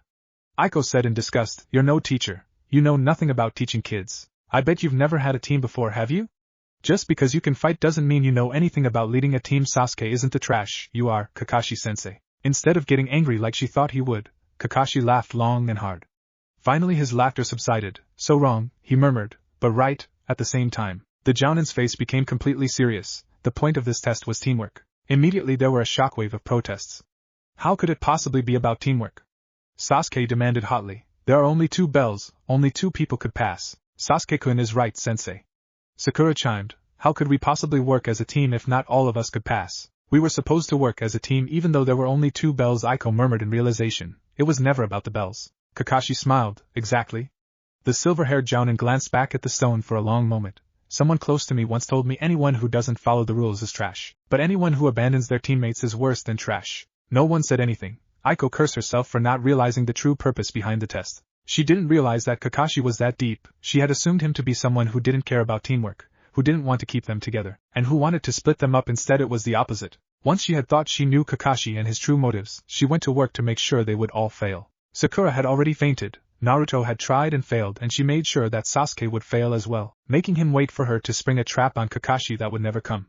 Instead she hid, watching the fight from afar. Even without her, her brother had almost succeeded, but as she expected, even he was no match for Kakashi. If I had only seen the true motive instead of working to keep them separate, she could have pulled the genin together. Sasuke would listen to her, as would Naruto and Sakura. It's my fault. Aiko realized, we failed because of me. Sensei, Aiko murmured, don't send the others back to the academy, just send me. No! Sasuke said hotly, and Naruto began to protest as well. Aiko smiled slightly. Naruto, you have to go on and become Hokage, and Sasuke, you have to get stronger under a good teacher. She turned back to Kakashi. Please. The man stared long and hard at her. Before sighing, I'll give you all one last shot at getting the bells. Naruto, Sasuke, eat up. You'll need your strength, but don't feed Aiko or Sakura or you'll all automatically fail. With that, the man teleported away in a swirl of leaves, leaving the 4 genin and 2 lunchboxes behind. Naruto opened his stomach, growling. It was a simple lunch with some soup, onigiri, and juice. Sasuke appeared to have a similar lunch. The 2 boys stared at each other for a moment, and Naruto began to glance around for Kakashi, but didn't see him. I don't sense him in the area, Sasuke said, almost reading his mind. Pulling out an onigiri, he held it up to Aiko's mouth. Eat up, sis. Sasuke. Aiko hissed, we can't eat. I already made us fail once, I'll be fine to fight later. I don't need food, eat it yourself. Sasuke team is tough, and I'm amazing, but we can't beat him on our own, and you two can't fight on an empty stomach. It's gonna take all of us to get those bells. He offered an onigiri to Sakura, who closed her mouth tight in protest. Come on, Sakura, Naruto coaxed, you have to eat.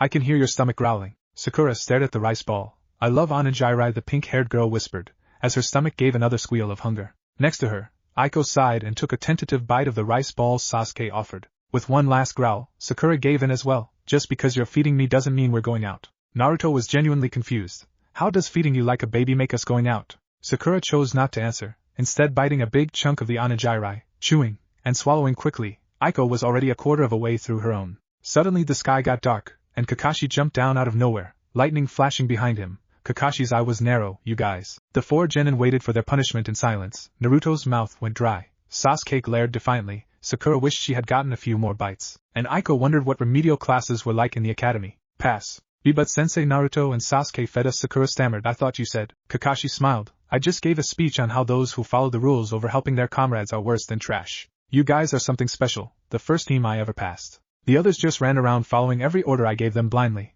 They had no idea how to come together as a team. Wahoo! Naruto cheered happily. We're gonna be the most awesome team ever. Hey Kakashi-sensei, teach us some cool jutsu and stuff. In time, Naruto, the jounin laughed. I've never had a team before, and I have to draw up a schedule for our training, but meet here tomorrow at 9 o'clock for our first mission and training session. Can we train on our own, sensei? Aiko asked. Kakashi nodded. Of course, you should have plenty of time for training yourselves, and I expect you to, actually. The jounin turned away. I have to go tell the Hokage I've accepted you as my team. See you tomorrow. In a swirl of leaves, the jounin disappeared, leaving 4 very happy genin behind. Sasuke spoke first. We all passed. Don't sound too happy there, Sasuke-chan. Aiko replied sarcastically. Sakura struggled against the ropes. Can you get us out of these ropes? They're starting to chafe. The boys cut the ropes that held the 2 girls to the posts. Sakura stretched and cheered. We passed. Hey Sasuke-kun, do you want to go get something to eat? Sasuke grunted. But Aiko butt in. We should all go get something to eat. But where do we go? I know a great sushi place. Sakura started. Ramen! Naruto shouted. Udon. Sasuke glared at the blonde. Aiko sighed. I was actually hoping to go and try that new stand near our house, the one that serves complete meals. I'll go where you want, Sasuke-kun. Sakura said quickly. Come on Naruto, udon is kind of like ramen anyways. Naruto tensed, remembering the last time he had entered the udon owner's stand. You guys can go if you want. I just don't want udon. Aiko stared at him strangely. I thought you said it was good last night at dinner. Naruto panicked a bit. Yeah. But I really want ramen. How about we just get takeout and meet up here? No way. I want to sit down and eat in a proper restaurant. Sakura replied. Naruto wasn't going to wreck her almost date with Sasuke. How about this? Aiko tried to compromise. Sakura and Sasuke can go get udon, and Naruto and I can get ramen, then afterwards we can hang out at our apartment. Sasuke's face showed he didn't like this compromise, but his stomach was demanding udon. Fine. The Uchiha boy reluctantly agreed, and Sakura smiled widely. This was even better. Aiko would distract Naruto Baka and she would have Sasuke-kun all to herself. Finally agreeing, the four split and head into town, but in different directions. Aiko and Naruto made it to Ichiraku Ramen and Naruto plopped down onto his usual stool, one large miso ramen. Old man. To celebrate the passing of the most amazing genin ever, Aiko was quickly introduced to the man who ran Naruto's favorite stand, Tsuchi-san, and his daughter Ayame, who was a few years older than them. Aiko-chan, what do you want to order? Naruto questioned. One medium ramen with pork sounds good, she said, staring at the menu that hung in the stand, listing the orders and prices. Tsuchi smiled, coming right up. Soon, he and Ayame had 2 bowls set out in front of them. Both genin ate hungrily, but Aiko's speed had nothing on Naruto, who seemed to inhale the ramen. She was barely a quarter of the way through when he had finished his first bowl and started his second. So Naruto, Tsuchi's eyes gleamed. Who is this young lady? Aren't you going to introduce us to your date? Naruto gagged. What? It's not like that, old man. Me and Aiko are just teammates. Aiko's cheeks tinged pink, but she nodded quickly as well. Ayame and Tsuchi exchanged knowing smiles, while the genin glanced at each other before turning back to their meals. Ugh, old man. Why did you have to go and embarrass me like that? So, Aiko-chan, Naruto asked quietly while Tsuchi was busy with another customer, what was up with those weird kunai you gave me? They were so light. I saw that Aiko remembered how Naruto had somehow missed Kakashi with every throw, but they're a standard set. Mine are the exact same. Aiko pulled a kunai from her pack and Naruto did the same. He had recollected all the very light kunai after his disastrous battle with Kakashi, and they had all been too light. These are way lighter than my set, Naruto wondered aloud. You could probably throw these wicked fast. The Uchiha girl knew there was nothing wrong with her kunai and shuriken. Naruto, can I see some of your kunai? After we finish up here? Naruto nodded. Aiko had finished her bowl and patiently waited as Naruto finished his third bowl. The two departed after paying for their meals. Naruto wasn't sure if he should pay for Aiko's, since it wasn't really a date, and was relieved when she simply put money down for her own bowl. As they drew nearer to his apartment, his heart sank as he remembered how messy it was in comparison to the Uchiha residence. I knew I should have cleaned. There was no turning back now, and Aiko shook her head as they entered. Geez, Naruto. I wonder if our apartment would look like this if I didn't clean up after Sasuke. It wasn't pretty. The apartment itself had chipped walls and was relatively small. Scrolls were splayed out on the ground, clothes were scattered around the 2-room apartment. A container of milk and a bowl of half-eaten cereal sat out on the counter, and several ramen cups were on the ground. Naruto quickly picked up the cups and tried to fit them in his overflowing garbage, but failed miserably. Feeling Aiko's eyes on him, Naruto shrugged helplessly, embarrassed. Wait. I got it. He formed his half-seal, Kage Bunshin no Jutsu. Suddenly there were 10 Narutos running around, picking up clothes and rolling up scrolls and open books, putting them on a table.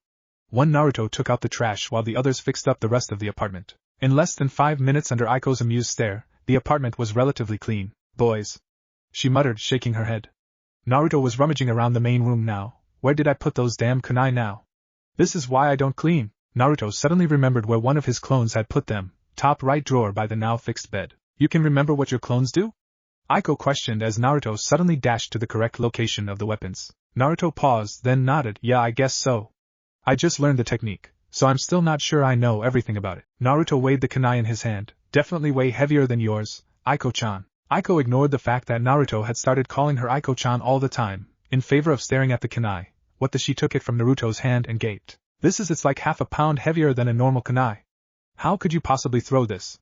What the hell? Naruto, the blade is dull and it's uneven to one side. Like this it should veer off course every time. Naruto was confused. They don't look that different. Aiko pulled out her own kunai and compared. They're way different.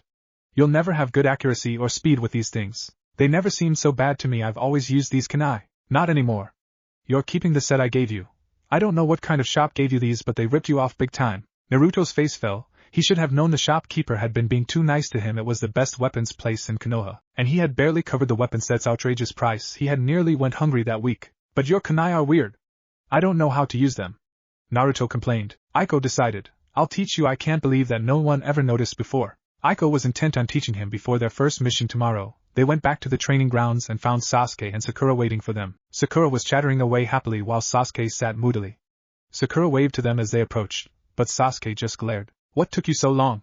The boy demanded. He had spent the last hour listening to Sakura's mindless buzz and he wanted an explanation. Aiko tossed over one of Naruto's kunai wordlessly. Sasuke caught it deftly in midair, but his brows scrunched as he felt the weight. What the hell is this? Some kind of weighted kunai? It's one of Naruto's regular kunai.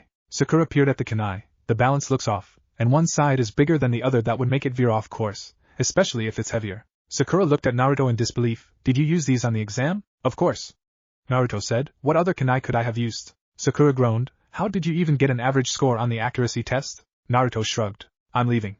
Sasuke decided, seeing where this was headed. The dark-haired boy stood, but Aiko pushed him back in his seat. No, you're not. We're going to help Naruto learn how to use the kunai I gave him. After an Uchiha glare-off, Sasuke had decided that it was in his best interest to stay. In all honesty, neither he nor Sakura did much. Aiko watched and corrected Naruto as he threw kunai at the wooden post, correctly his form and giving him tips along the way. A few hours later, Naruto wasn't doing it as well as the others, but was much improved from before. Well, that was a waste. Sasuke said when they were finally done, I'm going to train. He jumped off before Aiko could stop him. Damn him and his attitude, Aiko muttered. Do you two want to come over and hang out like we were planning? The other two agreed and headed towards the Uchiha district. Along the way, Naruto spotted a weary-looking teammate. What's up, guys? Naruto shouted to them, waving. The three stopped, and Kiba gave them a feral grin. Not much, we just officially passed our genin examination. Congrats, you three. Aiko smiled. We passed as well. Even with Naruto weighing you guys down? I'm impressed. Kiba laughed. Naruto scowled. Anytime, Kiba. I'll take you down. Yeah, sure. Kiba rolled his eyes. We just finished eating. Where are you headed? We're going to relax at my place. Aiko said, then she had an idea. Do you three want to come? The three members of Team 8 looked at each other. Seeing where you and Sasuke live? That sounds cool with me. Kiba looked at his teammates. Shino nodded, and Hinata quietly stammered. That sounds nice, Aiko-san. I believe we should get cleaned up first. Shino observed, and perhaps you should not bring Akamaru. What? Why not? He's potty trained. It is bad manners to bring an animal to someone else's home. What about your bugs? Kiba challenged with a triumphant grin. My bugs are completely dependent on my chakra. If they left they would die, and they are completely obedient. Akamaru is obedient. Then why is he peeing on Naruto's leg? Naruto looked down. Sure enough, a stream of urine was trickling on his pant leg, courtesy of Akamaru. What the hell, damn it, Kiba? Ha ha ha. Kiba cracked up laughing. Akamaru must think Naruto is some kind of orange post, because he's dumb as a post. Nice one, Akamaru. Now I have to go home and change. Naruto complained. Thanks a lot, Akamaru. The dog barked happily in response. Maybe we should all get clean, Aiko suggested. Meet at my apartment in an hour? I'll try and drag Sasuke from training at the same time. The group of genin agreed, and after giving Team 8 directions to the Uchiha homestead, they all split up. Naruto quickly rushed home and changed out of his pants. Unfortunately, he didn't have much to change into. It wasn't his day in the apartment complex to use the washer and dryer, so he couldn't get his jumpsuit clean. Mourning the loss of Orange, he decided on just wearing a white t-shirt with a Konoha spiral on it, and a pair of black shorts. It was a hot day anyways, so he wouldn't need the jumpsuit to keep warm. He had finished so quickly that he had more than a half hour before the official time Aiko had suggested. He could go early but decided against it. Instead he eyed up his apartment. It was embarrassing when Aiko had seen it last time. It looked a little better now, but most of his clothes had been thrown haphazardly in the closet and drawers, and the kitchen was still a mess with undone dishes for the few times that he didn't eat ramen. Forming seals, he quickly called up some more Kage Bunshin. It really was the best jutsu ever. With a determined speed, the Naruto crew began to clean up the apartment fully. I must be dreaming the main. Across town, Aiko had run into Team 10 and decided it wouldn't be right if they weren't invited as well. Ino seemed very surprised that she was talking again, quite happily surprised. The blonde girl jumped on the chance to actually visit Sasuke's home and assured Aiko she would drag the boys along. Aiko was still surprised herself at how much she was talking. A few weeks previous she had been a complete mute with everyone except Sasuke. Now it felt like she couldn't stop talking. She had thought it would be forced for a while, but talking came naturally to her. She hadn't forgotten the right things to say, how to speak without stammering. In some ways it felt silly to have become so withdrawn. She was naturally good with people, but she had retreated deeper within herself than even Sasuke, who felt the brunt of Itachi's deed. She had not been placed under Manjiki Sharingan's Tsukiyomi Genjutsu as her brother, but waking up to see her parents dead, and Sasuke knocked out was horrifying. Aiko had been relatively fine, but Sasuke was in the hospital for almost 2 weeks in a near vegetative state. She had almost lost everything, and it terrified her, so she clung to Sasuke, and stopped talking to all the well-wishers and sympathizers. They would never understand what she had gone through, never understand her pain. Shaking her head, she tried to rid herself of her darkening thoughts. The Uchiha girl approached her brother, who was practicing at one of the private Uchiha training grounds near the apartment. Hey, Sasuke greeted her from the middle of a kata. Come to spar? No, we're going to be having a bit of a party to celebrate our official graduation, and you're coming. What? When? A party, Sasuke-chan. In an hour, and you're gonna be there. Why do I have to be there? I don't want to hang out with the Dobe and Sakura. They're our teammates, Sasuke, Aiko scolded. Would her brother ever learn? Plus it's not just them. Team 8 and 10 are coming as well. Why didn't you just invite the whole class to our apartment? I would have, but they didn't all pass. I'm not going, and there is no way you can make me. You got roped into this too, huh? Shikamaru asked the glowering Uchiha boy, who nodded. Troublesome. Sasuke sat at his spot at the table, watching Chuji and Naruto set up the food Chuji had brought from his family restaurant. So far only Team 10 and Naruto had arrived, but Aiko had assured him more would be coming. This sucks.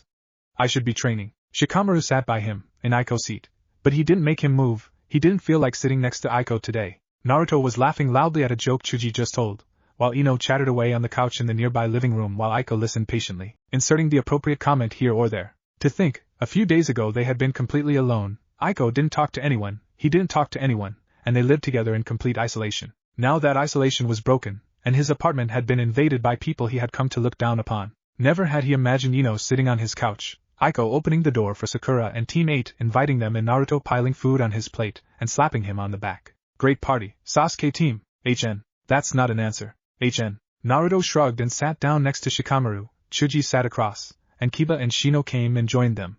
Both boys had cleaned up and were wearing clothes that weren't dirty. Aiko came over to grab some food, and Kiba gave her a joking grin. Hey. This is the boys' only table. You girls can talk about shoes in the living room. Ino came up from behind Aiko, outraged. What was that? This is Aiko-san's house. You can't tell her what to do. It's Sasuke's house, 'cause he's the man. Kiba stated, right, Sasuke? Boys' only table. Sasuke was feeling a little childish, and glared at Aiko, right. Naruto pretended to be shocked. Sasuke, you can talk? I thought all you could do was grunt and scowl all the time. Don't forget glare. Shikamaru put in, and Naruto nodded in agreement. Sasuke still stared down Aiko, who just shrugged nonchalantly. Sasuke-chan is just mad because I made him stop training to come. Sasuke-chan. Naruto chortled, that's still funny. Kiba laughed hard as well, and Shikamaru cracked a smile. The boys' only barrier was eventually broken by Chuji, who wandered away from the dining room and into the living room to sit with the girls. He was quickly followed by the others, including Kiba eventually. For a while after the food had all been eaten, they bragged about their respective sensei, although Team 7 had very little good things to say about the tardy Kakashi, except that he was very strong. The others were horrified by the difficulty of their final genin exam.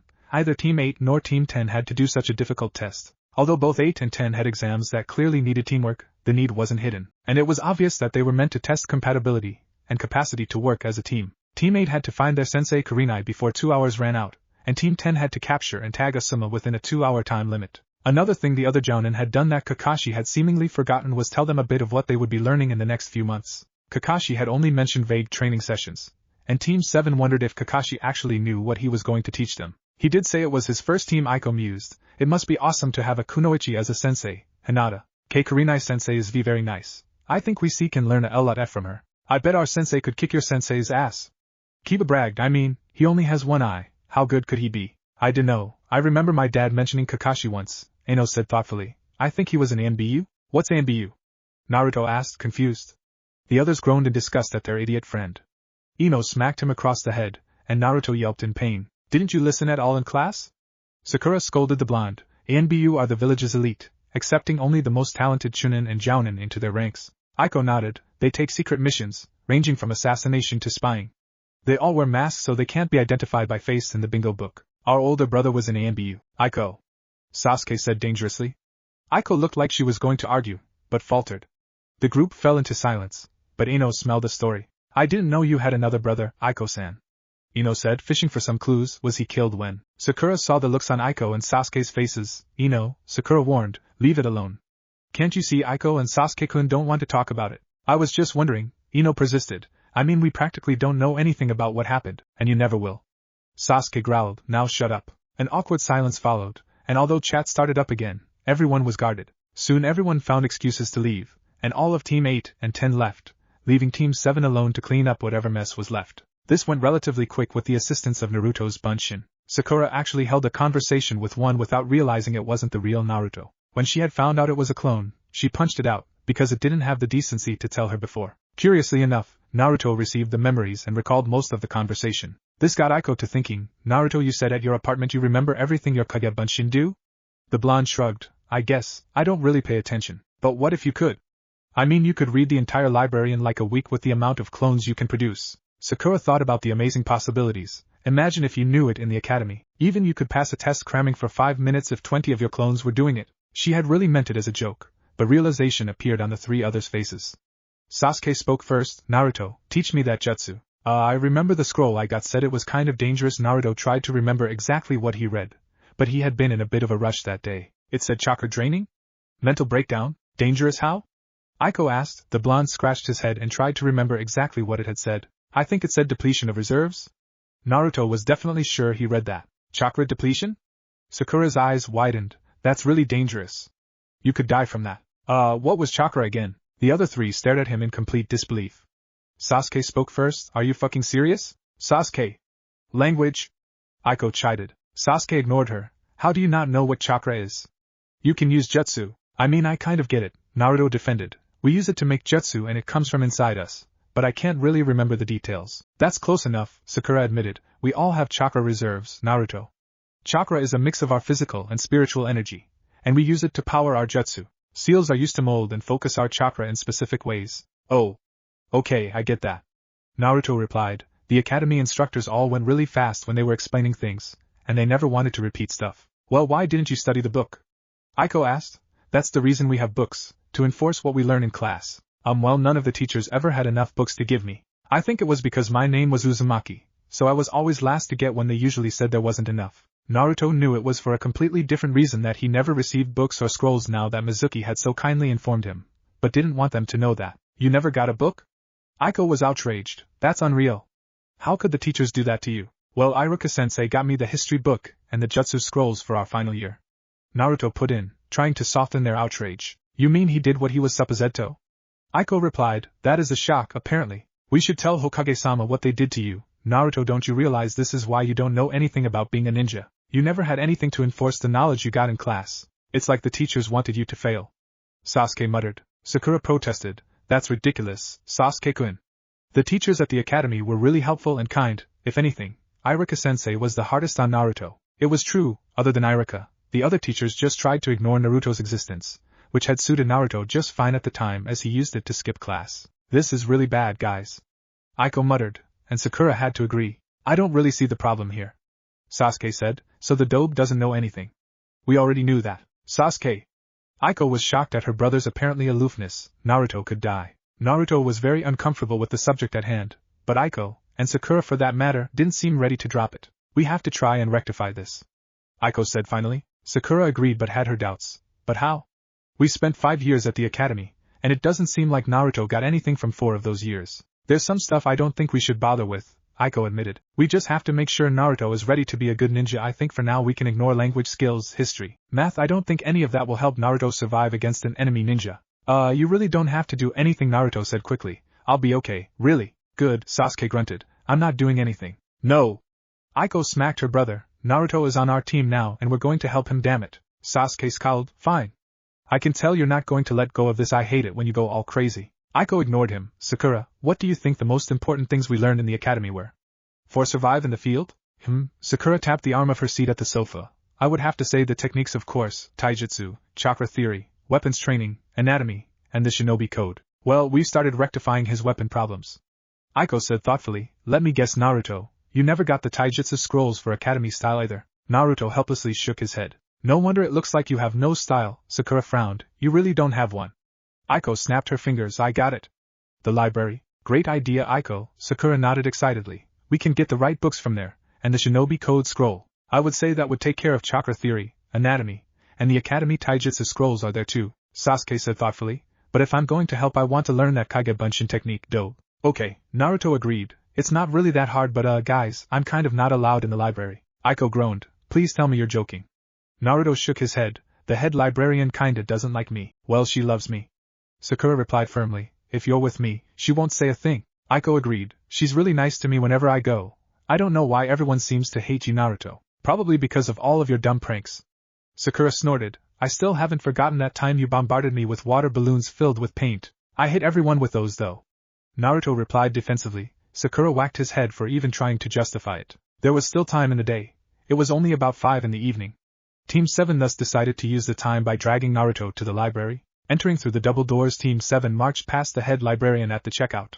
Sakura waved, and the woman waved back until she saw Naruto. She almost moved towards them, but seemed to catch herself, instead settling for a tight smile. Sakura knew her way around very well, and was quickly able to procure the Academy's book on chakra theory and control, anatomy, the shinobi code, and the Taijutsu scrolls. Aiko and Sasuke had also grabbed books and scrolls that they thought looked interesting. Unfortunately, most of the better scrolls and books were in the Chunin and above section, which Sasuke hated. But since they were here to get the basics for Naruto, it didn't deter them from their original task. They proceeded to check out, placing the small mountain of scrolls and books in front of the head librarian, who still wore her tight smile. "Hello, Sakura-chan.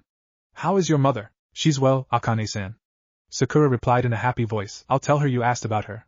Sakura glanced at Aiko, who spoke up. "We're actually here to help Naruto. He needs a library card, and he wants to check out these books." Naruto had been hanging a bit to the back, and the librarian had obviously been hoping he was just here because his teammates were. Her smile grew a bit more tight. "I don't think that will be possible." "Why not, Akane-san?" Sakura asked. "I don't know what you've heard about Naruto, but he'll take good care of the stuff he checks out."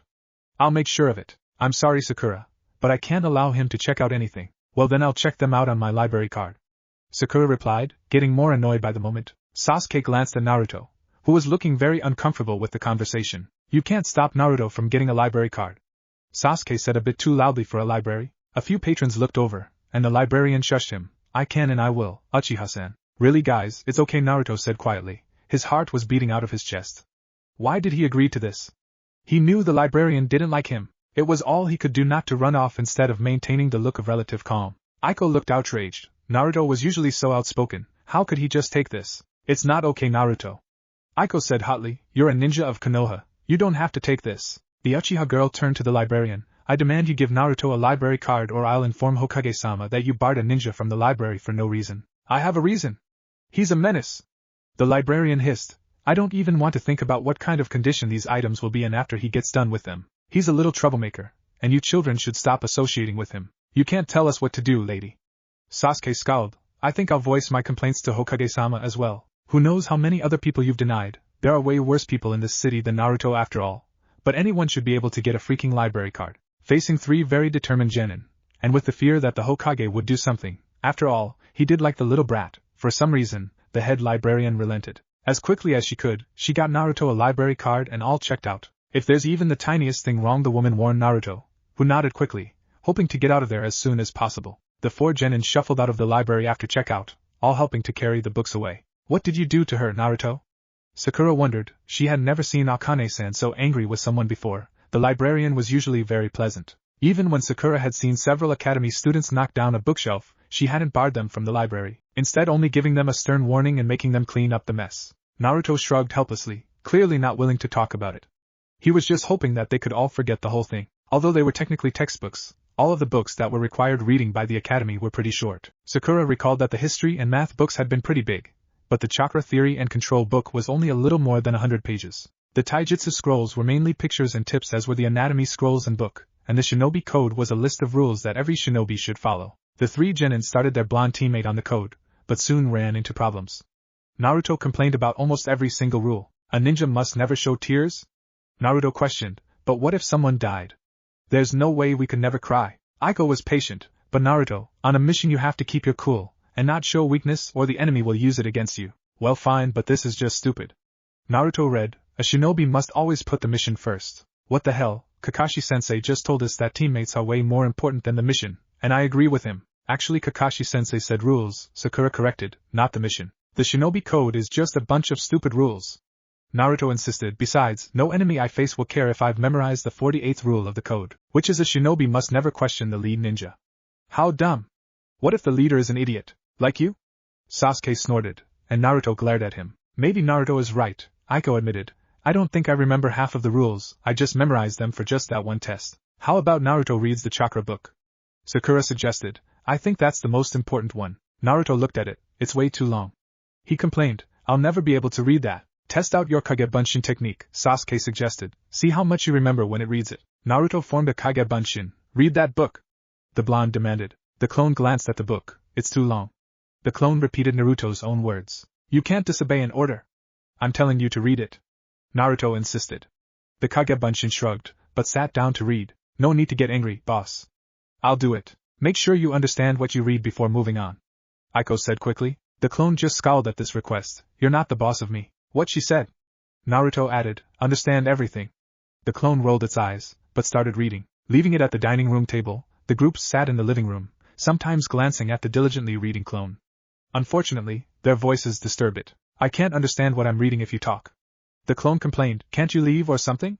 I don't want this to take forever." "I'm not leaving my own home because a clone says so."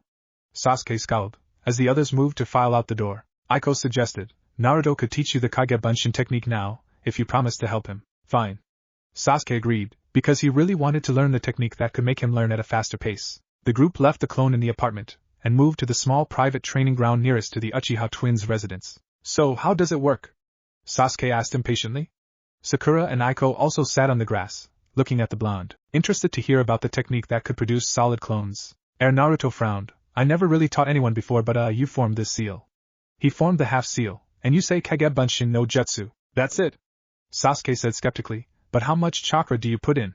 And how do you know how much chakra you need to form different amounts of clones? Naruto shrugged. I just think of the number I want and put a lot of chakra in. How much chakra?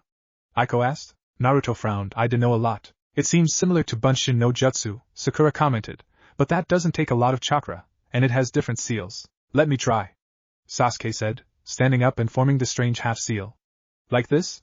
Naruto corrected his fingers a bit, but otherwise it was fine. Sasuke knew that Naruto had said a lot of chakra, so he put into the technique the same amount he used to produce a katon, Gakaki no Jutsu, about a fourth of his reserves. Preparing himself, he imagined forming 5 clones, as his chakra swirled around him. Kage Bunshin no Jutsu. Sasuke yelled, and with a poof a single clone appeared. A single dead-looking clone. Sasuke clone grasped at his creator's leg, who quickly kicked it out of existence. Sasuke immediately felt some of his chakra return to him, and the brief memory of the clone's hazy gaze looking up at him. Naruto nodded. That happened to me the first few times. I think you need to practice. I tried to make 5. Sasuke scowled, but Naruto insisted he just needed more practice. Try putting more chakra into it, Naruto suggested. Kage Bunshin no Jutsu. Sasuke yelled for a second time, pouring as much chakra as he could into the technique, imagining 5 clones. Again he got only a single clone, although this one wasn't dead-looking. Sasuke felt like he had run a mile. He had used up almost all of his chakra just to form one stupid clone. What the hell do you want me to do anyways? Sasuke clone scowled at the rest of them. Sasuke glared at his blonde teammate, punched Naruto for being a bad teacher. The Bunshin tried, but Sasuke noticed that it was way slower than he was, and Naruto quickly knocked it out of existence. Once again, Sasuke felt a few memories and some chakra returned to him. Severe chakra depletion, my ass, that's insane.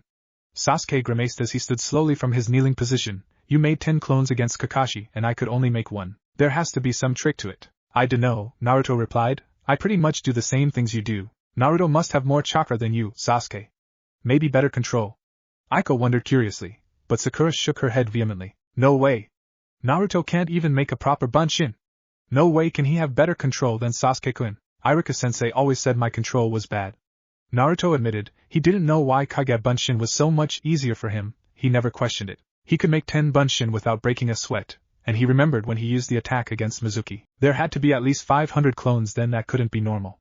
Instead of feeling proud that he beat Sasuke in something, he was disturbed. It had to be the Kyuubi. There was no other explanation. Naruto? Aiko tentatively asked, are you okay? The blonde had a strange look on his face. He looked troubled and bothered. The blonde caught her look and seemed to snap out of it, giving her a grin. I'm fine. I guess I'm just way awesomer than Sasuke. Sasuke growled, Kage Bunshin no Jutsu, and was rewarded with another half-dead clone. The Uchiha pounded his fist into the ground. This is so stupid. Maybe you need to get more chakra, Sasuke-kun. Sakura suggested. Sasuke glared at her. I've trained my whole life to get these reserves, so keep your stupid ideas to your stupid self. Sakura shrunk back, hurt. Aiko shouted, hey! Don't talk to her like that. Sasuke looked like he was going to give a heated reply, but instead settled on stalking away, and not back towards the apartment. Aiko patted Sakura on the back. Don't listen to my brother, he's an idiot. I shouldn't have insulted him. Naruto felt bad. He just said what he would normally said. What was wrong with actually being good at something? So what if he was better than Sasuke at one thing? Aiko glanced at Naruto. It's not your fault that you're better than him in one thing, and he can't take it. Come on, let's go back home. Re-entering the apartment, Aiko and Sakura took a seat on the couch, and were quietly whispering. Naruto checked on his clone's progress, peering over his shoulder. The clone had read about 15 pages, not a lot, but Naruto couldn't really expect more in the short period of time. The clone glared up at him. Do you mind? I'm trying to read. Naruto glared back at the insolent clone, but went back to the living room to sit with Sakura and Aiko. Sakura seemed to be alright, but wasn't her normal bubbly self. The 3 genin quietly chatted, but all 3 had their mind on the 4th member of the team. Aiko pulled out a shugi board and quietly explained the rules to Naruto, who didn't really get them all. Sakura knew how to play, and they began a game while Naruto watched to get a feel of the rules. It quickly became apparent that Sakura was better than Aiko, who was decent but couldn't beat the well-thought-out plans of Sakura. Aiko's moves looked rehearsed, like she was following a plan set in her head, After a few moves, it was clear to the blonde that Sakura would see these plans, and set herself up to counter them later on. The game was relatively short, finishing up in less than 25 minutes, ending when Sakura captured Aiko's king. The two girls shook hands in good sportsmanship, and Sakura offered to let Naruto play Aiko instead of her, since she was the weaker player. Aiko jokingly admitted this herself, and Naruto couldn't help but think of Sasuke, who had blew up less than an hour ago for someone being better than him at something. Naruto sat down, where Sakura had sat before, and helped reset the board. Aiko made the first move, and Naruto countered by moving a piece off to the side. Aiko and Sakura looked at each other. Aiko tentatively asked if that was his move. Yeah, of course. Naruto replied, as if it was obvious. Naruto made a few other wild moves, and saw Sakura scratching her head. Didn't she see his strategy? Aiko was obviously building up an attack from the middle, opening the way for pieces on the opposite side to attack Naruto's pieces. But it was obvious this strategy wouldn't work. Naruto could see several ways to counter this in only a few moves while Aiko attacked, and put her on defense from both sides. Finally, Naruto saw that Aiko's strategic positioning was complete. Before she would be able to implement it, he moved a pawn forward and completely ruined the whole strategy. Aiko frowned, realizing that her strategy had been defeated by one pawn. She began to readjust her pieces, obviously not ready to give up her position. That was fine with Naruto. In a few deft moves, he easily broke through her defense on his right side. Seeing his moves, she began to try and set up a better defense on her left, Naruto's right. But it was already too late. Naruto's pieces had been positioned to be ready for almost anything, except a few tricky things that would set him back. But even those wouldn't beat him from what he could see. In less than 15 minutes the game was over. It didn't hurt that Naruto made his moves in seconds. Aiko took longer, especially near the end, but had to concede defeat to Naruto. Wow. Aiko laughed. Looks like it's not just games of chance you're good at. Naruto played Sakura next. This was tougher as Sakura was a better opponent. Naruto recognized that Sakura was trying to think ahead and see what he was trying to do. Naruto decided to test how far ahead she could see. He made a few random moves on different sides, with a complete picture on how the board should look at the end if Sakura started countering him. But she didn't. She looked confused, obviously wondering if the game against Aiko had been a fluke. It was obvious that she was good at seeing strategies and beating them if they were obvious, but otherwise she didn't know where to head. Her strategy was clearly to counter his strategies. Recognizing this, Naruto reworked his plan and began to set traps. If Sakura wanted to see his plan, she would have to look behind the curtain of his fake one. Carefully, he began to set up a plan of what it seemed to Sakura he would do. She began countering, falling back into a routine. Even more carefully, Naruto moved a few extra pieces, but this simply looked random to Sakura, maybe a few pieces that she hadn't counted on, but weren't going to defeat her counter. Sakura's counter had been set, and she went for one of the pieces he figured she would go for to start breaking his line of attack. The backup pieces fell in place here, trapping Sakura up. By breaking his line she had opened her own to him, and he attacked ruthlessly. Sakura's line was set up to counter his own, and had no real defense as the few hidden pieces he had completely changed the face of the game. The pink-haired Genin's king was soon surrendered. It had only taken about 30 minutes to defeat Sakura, longer than Aiko, but that was because his plan had been more elaborate and subtle. Naruto, how are you doing that? Sakura demanded. Naruto was clueless. Wasn't he supposed to win? What are you talking about? The things you did, the way you moved your pieces, you had me every step of the way. Well, isn't that the point? But Naruto, you move your pieces so fast. Sakura replied in frustration. It doesn't look like you're thinking about what you're doing at all. That would be stupid, the blonde retorted. Of course I'm thinking. First I see what you're doing, then I figure out how to beat you, and maybe set up some traps to make it easier. In less than 3 seconds? Aiko asked. I was timing you, you never took more than 3 seconds. Most of my plan is already set. I think it up while Sakura makes her moves. She takes forever. Unreal. Sakura muttered. Naruto, what is your IQ? My what? Naruto was confused. Aiko looked thoughtful. I remember taking that test in the last few weeks of the academy, and it tested how smart we were or something. I got 132. I got 145. Sakura said. What about you, Naruto? Oh. I remember that test. Naruto recalled. I remember I told Iruka-sensei I didn't know we had a test, but Iruka-sensei said the test didn't count for a grade. But what did you get? Sakura persisted. I got a C on that one. Naruto replied excitedly. 77. Or maybe I didn't do that good, since you both got way over 100. 77? Sakura repeated, looking shocked. Aiko was also dumbstruck. I think you're considered mentally retarded if you get less than 80. It was hard. Naruto insisted in his defense. The words were really confusing. If larks are sparks, then they aren't darks. I didn't get it at all. I just answered whatever. I lost to an idiot. Sakura muttered. Shoot me, Aiko. I lost too. You have to kill me first. Naruto and the girls played a few more times, but the result was the same. Naruto could not be beaten. All while they played, Naruto's clone read the book on Chakra. It had passed the halfway point when Naruto decided to go home. I'm still reading. The clone pointed out. Naruto replied. Yeah, but I'm leaving. So I can stop? Yes, thank God. You know how boring this is. Naruto dismissed the clone, and scrunched his face as a lot of knowledge hit him at once. It was as if he had read the book himself. The clone remembered a lot. To test him, Sakura asked him questions from the first half of the book. Naruto was able to answer all of them, but not in as much detail as the book presented. Obviously the clone's memory wasn't that good, but it was still good. I wonder how it's possible that it has a better memory than Naruto. Aiko said thoughtfully. An insanely good memory. Sakura agreed. No one should be able to recall information like that just by reading it once. We did tell it to understand everything. Naruto pointed out helpfully. Sakura shook her head. Yes, but Naruto, the brain forgets. You know about long and short-term memory, right? Naruto stared back blankly. Right, Sakura grimaced. Well, long-term memory is memory that you can remember without any help. It sticks with you for a while. Short-term memory is like reading 7 words and then repeating them once, 10 minutes later. Unless you keep actively thinking about the words, you won't remember what they were. Do you get what I'm saying? Naruto sort of understood, but it was better to go the safe route. Not really. Sakura shook her head. You're impossible, Naruto. Sakura and Naruto both bade Aiko goodbye and left towards their respective homes. Sasuke had still not returned from wherever he was, and Naruto apologized again for pissing him off. He's just being a baby. Aiko rolled her eyes. He'll come around eventually. He gets hungry, and my brother almost never carries around pocket money. Naruto returned to his apartment, which was nice and clean from the Bunshin crew. He summoned another Kage Bunshin and gave it the task of finishing the book on Chakra while he took a look at some of the Taijutsu scrolls. The kata and stances were recognizable, but was still fairly foreign to him. Looking around, he realized it would be pretty useless to try and practice in his apartment, where there were many things he could hurt himself against if he banged up into them. Instead, he summoned another clone. Memorize the forms and katas on these scrolls. Think about actually performing them in your head. The clone complained, and then the reading clone started complaining about his complaining while it almost descended into a fist fight. But Naruto managed to stop it by placing them in separate corners of the room and demanded that neither spoke to each other. The rest of the night went in relative peace. Naruto ate some instant ramen, had a glass of nearly expired milk, and went to bed. Good morning, Aiko-chan. Good morning, Naruto.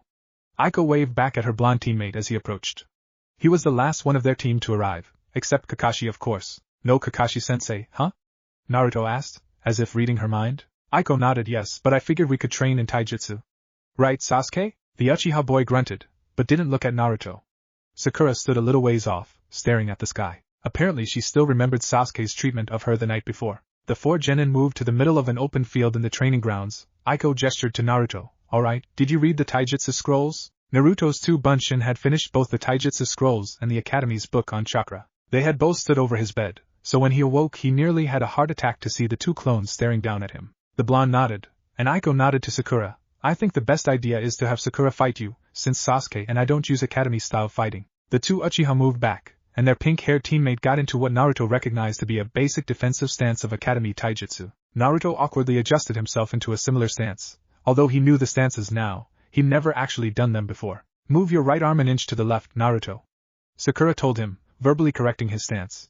Naruto did so, and also shifted his left foot, as per her next instruction. Now straightened out, Sakura went on the attack. Keeping all the different stances in his head was hard enough. With Sakura attacking him, he quickly descended into his old routine of fighting, attacking without any defense. Sakura quickly had him down on the ground, kicking his unguarded legs from under him. With a sigh, Sakura helped him up. Naruto, there's a reason we learn Taijutsu styles. They're made by people who find all the little weaknesses in defense, and fix them by adjusting arms or legs so you can block or evade quickly. Do you understand? Naruto nodded, ashamed at his inability to even defend against Sakura for even 20 seconds. Instead of starting another fight, Sakura instead led him through several of the Academy katas, which were basically run-throughs and repeats of the forms in a continuous order, as if simulating a fight. This way, Sakura explained, he could go through all the different stances very slowly, eventually falling into them on instinct in a real fight. Out of the corner of his eye, Naruto could see Sasuke and Aiko also sparring, moving much quicker than Naruto could ever hope to. They clashed and moved away quickly in a seemingly exotic dance.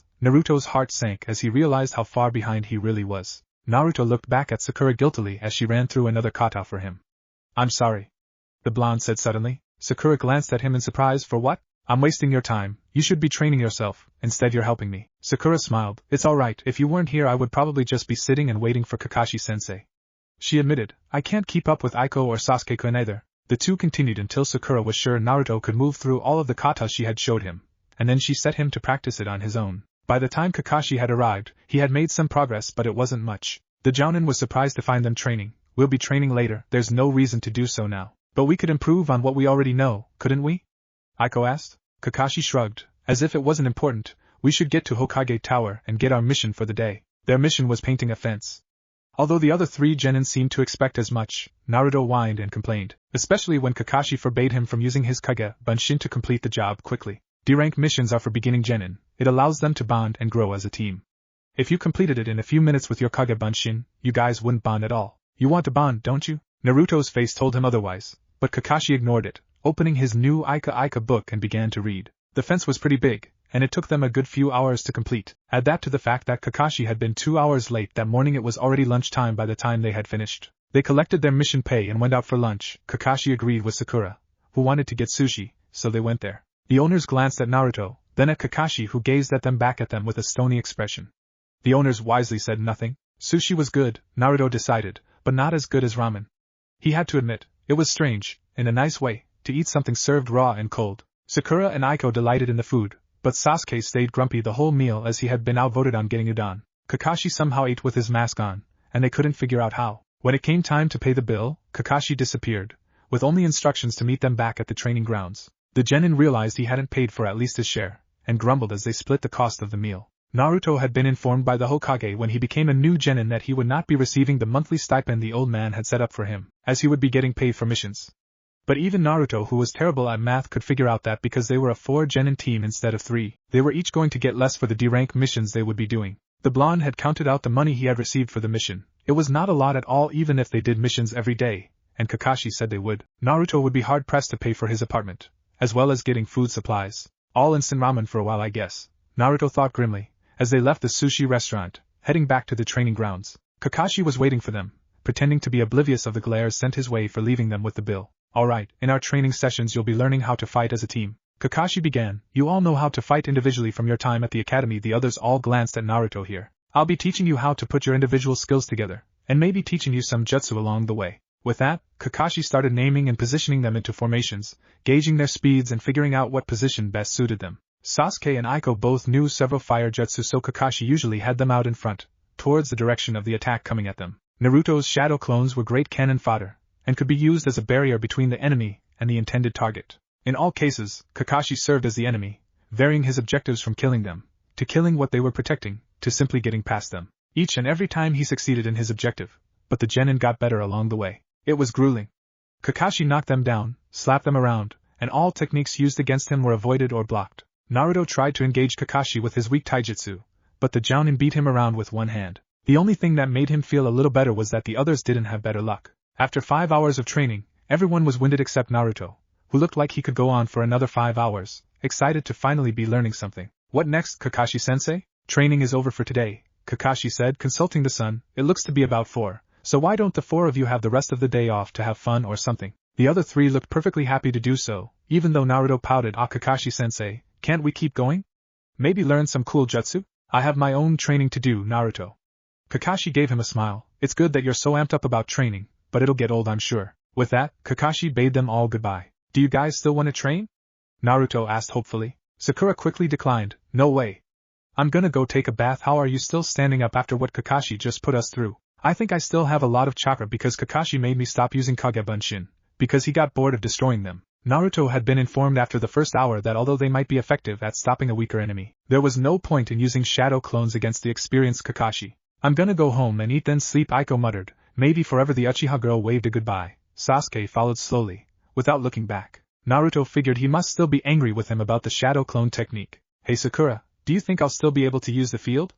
Even though Kakashi-sensei isn't here? Sakura looked at him weirdly. Of course it's our training grounds, and no one else can use it. Besides, you could just check out a public training area. You can rent one for a few hours, remember? Oh yeah, right. Naruto rubbed the back of his head. I forgot. Actually, the manager didn't like Naruto, surprise, so he could only get one for maybe 15 minutes before the manager found a reason to kick him out, usually informing him it was being given away to someone who had a higher priority, such as a jounin or chunin. Now alone, Naruto sighed and began to work on his taijutsu katas. He didn't much money left from completing the mission today after getting lunch, so the blonde figured he would just be eating some instant ramen today. Running through a kata, he realized he already missed having his teammates training next to him. Even Kakashi, who quickly showed him what he was doing wrong by plowing him into the ground. It sucked to be alone. Well, Naruto, it looks like you really have it down. Aiko smiled happily as she sat and watched her teammate and his Bunshin hit their targets with kunai and shuriken. The Uchiha girl was dead tired from Kakashi's daily workout, but Naruto had persuaded her to remain behind and watch him practice, to point out any mistakes he was making. But the dead last had greatly improved his aim, and obviously what had really held him back was his flawed weaponry. Aiko scowled. Some seedy shopkeeper had obviously played a cheap trick on her naive teammate. Naruto refused to talk about the situation. Naruto did that a lot. Aiko was realizing that her teammate was very open about a lot of things, but at the same time guarded about others. Naruto seemed to have an opinion about everything, and was never afraid to express it. But sometimes he would seize up when she asked him a question, his eyes would freeze and he would become vague. She had no idea why.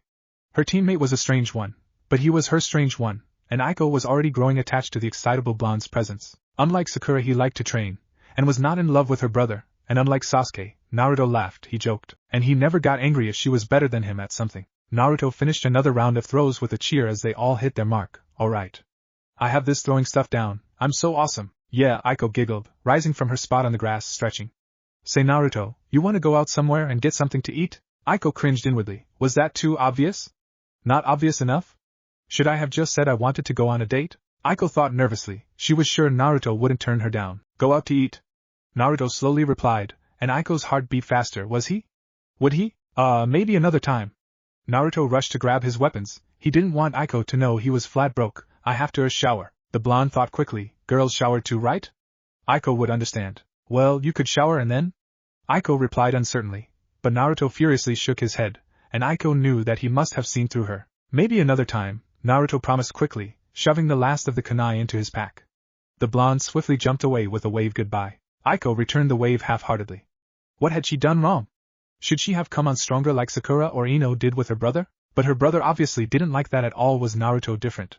No, it was obvious that he saw exactly what she was asking, but didn't want to hurt her feelings. Why else wouldn't he want to go out and eat with a teammate? Naruto was a kind person, and Aiko had to admit he was pretty cute. Even those whisker marks, she wondered what it would be like to rub her own cheek up against. Perverted thoughts. Aiko chided herself. Naruto was a good guy, and he was kind enough not to just throw her invitation back in her face. She wouldn't do it again. Aiko promised herself they would just be friends. Friends. Why did that sound so bad now? The routine from the first session was similar to every day under Kakashi. In the morning they would wait for the jounin, sometimes sparring, sometimes just relaxing, then they would do a mission.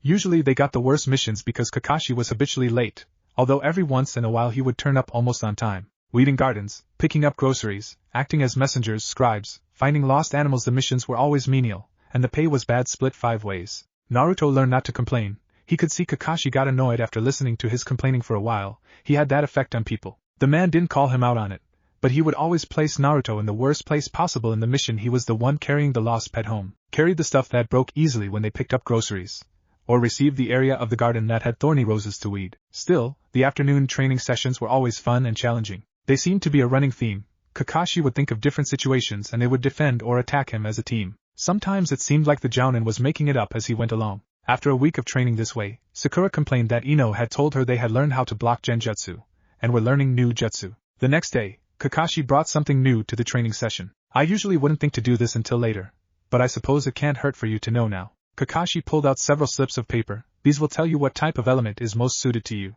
It's a piece of paper. Naruto was confused. How is that supposed to tell us what element we have? Kakashi explained a bit more. You channel chakra into it, Naruto. And depending on what the paper does, it'll tell you what your element is. The silver-haired jounin then proceeded to pass out several slips of paper. Each genin did as told, channeling chakra into their paper. Sakura's got wet, Aiko's burned, Naruto's split into 2, and Sasuke's crumpled up and then burned. Pretty varied. Kakashi commented, Sakura, you have water. Aiko's is fire, Naruto your wind. Sasuke, you have 2, lightning seems to be your primary with a secondary fire nature. Sasuke smirked at Naruto, who glared back. So are you going to teach us some jutsu now, sensei? Aiko asked. Kakashi thought about it, maybe later.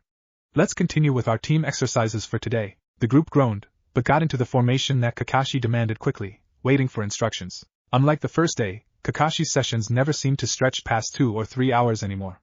The others, like Naruto, used this time for extra training. No one seemed to like the suggestion Naruto made to continue training together. However, they argued that they saw each other enough during the day anyways. A few times Aiko had stayed with him, but recently she'd been reluctant, and he didn't push the subject. So each day after team training, Naruto was left to train alone. Sakura went off with only vague excuses that usually began with having a need to take a bath.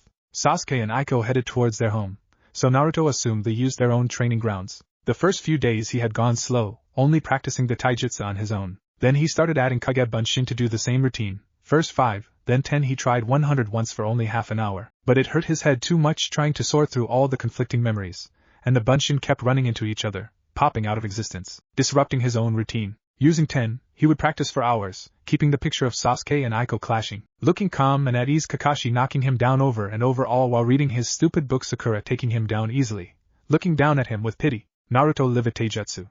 He had nothing else to do, really. He kept 1 or 2 Bunshin at home, reading all the books and scrolls that his team had checked out from the library. Whenever he finished, he left them off in the front Dropbox at the library he rarely entered. There were 2 books Naruto found really interesting in terms of helping him. One was a book with different exercises on chakra control, ranging from easiest to hardest, written for ninja in the leaf. It used the settings in Konoha to help improve chakra control through multiple exercises. Although they sounded interesting, and Kakashi had commented on how bad his control was several times, he was too tired from Taijutsu training to properly try them out. The main reason Naruto was tired was first because constantly keeping his Bunshin going during training when they used chakra, they pulled from his stores through their connection to him. They didn't pull too much, and they couldn't use it as effectively as him, but 10 to 20 Bunshin pulling continuously over 2 hours added up. The second reason was because of what the second most interesting book had advised. Genin and Academy students were told straight from the beginning of exercising and Taijutsu training to utilize chakra to augment strength and speed literally. They were never trained to really develop their muscles. The Academy's main reasoning was that learning to use and control chakra took precedence over gaining speed and strength. His book stated several other reasons, the main one being that if muscles were worked too hard, the body's growth could be stunted unless the ninja used a lot of chakra at the same time. Its reasoning had to do with some kind of hormone, but Naruto didn't really pay to that. All he needed to know that he wouldn't turn into a midget if he worked out the way the book told him to. So in addition to katas, Naruto began to add push-ups, crunches, kicks and punches to his routine. He also began to test his taijutsu by fighting off his own bunshin. They would augment themselves with his chakra, while he only used his own muscles. This made it a much fairer fight. Even with his insane stamina, all of the stuff he was doing in a day, missions, team training, plus his own extra training, he was beat by the time he went to bed. Yet, he was never sore in the morning, like the books said he should be. Despite all of his extra training, Kakashi still knocked him down without even trying, although he commented that Naruto was getting faster. Kakashi spent quiet during the rest of the session, half bragging about his training while trying to be modest, of course. That's it for today, guys. Kakashi told his sweaty team after 3.5 hours, good work today. I don't think we're ever going to beat you, Kakashi-sensei. Sakura breathlessly spoke from her position on the ground. Naruto helped her up, and she gave a quick thanks to the blonde. Everyone went their own way, but Naruto chased Kakashi. Sensei! Kakashi-sensei! The Jounin slowed his pace, and Naruto caught up. What's up, Naruto?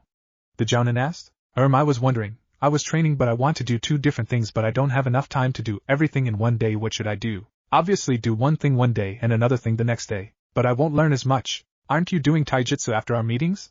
You're catching up on the academy style, right? Kakashi asked, having seen the boy continue to train after they all left. Yeah, but, well, your body needs time to rest between sessions anyways. So do whatever you want to do the next day, then your body can rest from taijutsu. I don't need any rest.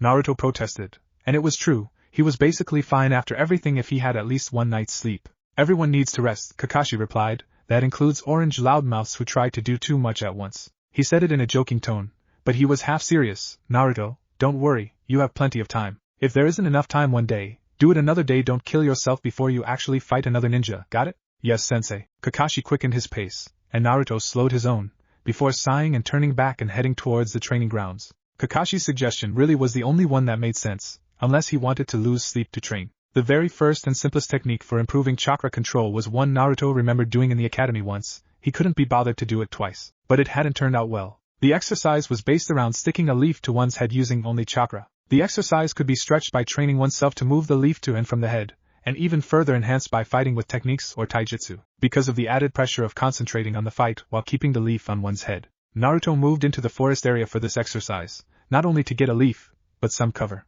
Some ninjas sometimes pass through the training grounds to reach their own. Naruto had chatted with Team 10 on several occasions, as their own area was about a mile past Team 7's. It would look a little weird to be simply sitting in the middle of the field with a leaf on his head. He had found it was possible for his clones and himself to share memories without dispelling them if he concentrated on the clones. It came almost effortlessly if Naruto was in contact with the clones. He had realized this when fighting his clones. The blonde received flashes of memories from the clones right before he actually destroyed them, or if he brushed up against one. So, after removing his forehead protector, and with 4 leaves in their hands, Naruto and 3 clones sat with crossed legs, leaning their backs against each other, and began trying the exercise. It was difficult at first. Clone 2 kept thinking about ramen, and Clone 1 wouldn't stop fidgeting. Number 3 seemed sleepy, and kept yawning. Concentrate.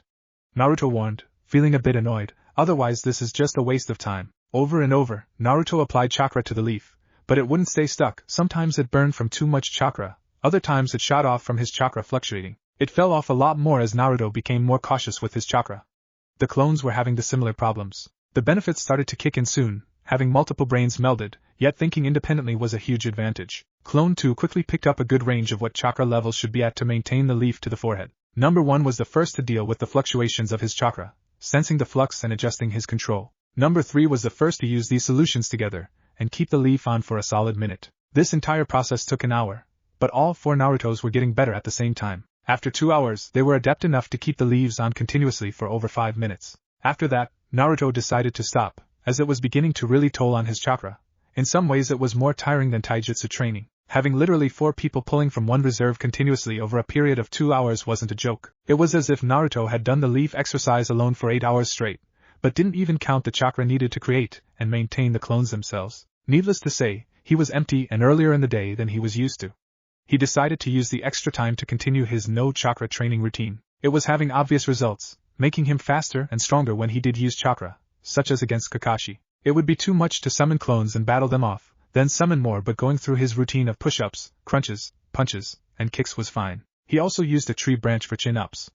All in all, it was a tough workout on his already strained body. Now mentally and physically exhausted, with low, but slowly replenishing, chakra reserves, Naruto trudged home and collapsed into bed, out like a light. I've decided to change things up this week. Kakashi stood before the 4 genin after their latest D-rank mission. It had been about a month and a half since Kakashi had taken them on, but the daily routine for the most part had never changed. The routines had been the same, but Naruto, in an attempt to get more out of the day, had begun to use as little chakra as possible during the team training. It conserved his chakra for later training and made his individual sessions longer. The problem was that it made him significantly weaker in the fight. Really, this wasn't much of a problem because Kakashi didn't seem to notice the difference. Naruto had been getting stronger and faster without chakra, and Kakashi just destroyed him anyways. Naruto reasoned that team training was to strengthen the team. By fighting without chakra, he was adding an extra element in the training for himself, maximizing his time for the day. For the last 4 days of the week we'll continue team training, but for the first 3 days Sakura, Sasuke, and Aiko will be training in some jutsu I've decided to teach you, as well as shoring up your weaknesses in your taijutsu and improving on it. But what about me, Kakashi-sensei? Naruto protested. Why don't I get special training? Naruto, you should be using this extra time to catch up on what you didn't learn at the academy. I know you don't like it, but you need to learn what you missed before I can help you. Continue training in Academy Taijutsu and reading the required texts. I know you're using shadow clones to do your reading for you. Keep doing that. But Kakashi-sensei, Naruto whined, I want to learn new jutsu too. Naruto, I've looked at your records. You have the worst chakra control of all the genin in your age group. You're simply not ready to learn any new jutsu until your control improves. Then teach me. Naruto yelled. Kakashi replied calmly, I have 1 more genin than normal on this team, Naruto, and right now you're the weakest. I can't hold the others back to wait for you to improve to even an academy level. Naruto was stunned by the unfairness of it all. He had worked hard to improve as much as he had in the last month, and Kakashi was just dismissing him as if he hadn't learned anything at all. Fine. Naruto spat, trying to keep the anger out of his voice and failing miserably. I don't want to learn any of your stupid jutsu anyways. With that parting shot, Naruto ran off. The other 3 looked to the jounin, who continued as if he had been uninterrupted. Sakura, I've decided you will be first, so Sasuke, Aiko, you're dismissed for the day. Hi, sensei.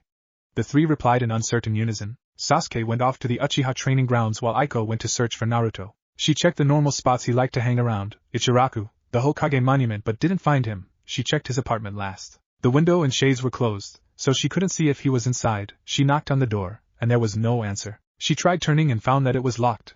Aiko called out, Naruto? Are you in there? Naruto was in fact in his apartment, with 12 clones. Sitting in knots of 4, 11 clones, Naruto were practicing moving leaves to and from their foreheads, reaching out about half a foot for each before bringing them back in. The 12th clone was at the kitchen table, reading the very long history book of the academy, which covered all 3 shinobi wars, the basics of each village, and the founding of Konoha. Neither Naruto nor any of his clones answered Aiko, instead hoping she would go away. Usually he liked to be around the Uchiha girl, but after Kakashi had denied him, she was just an annoyance, a reminder of what he didn't have.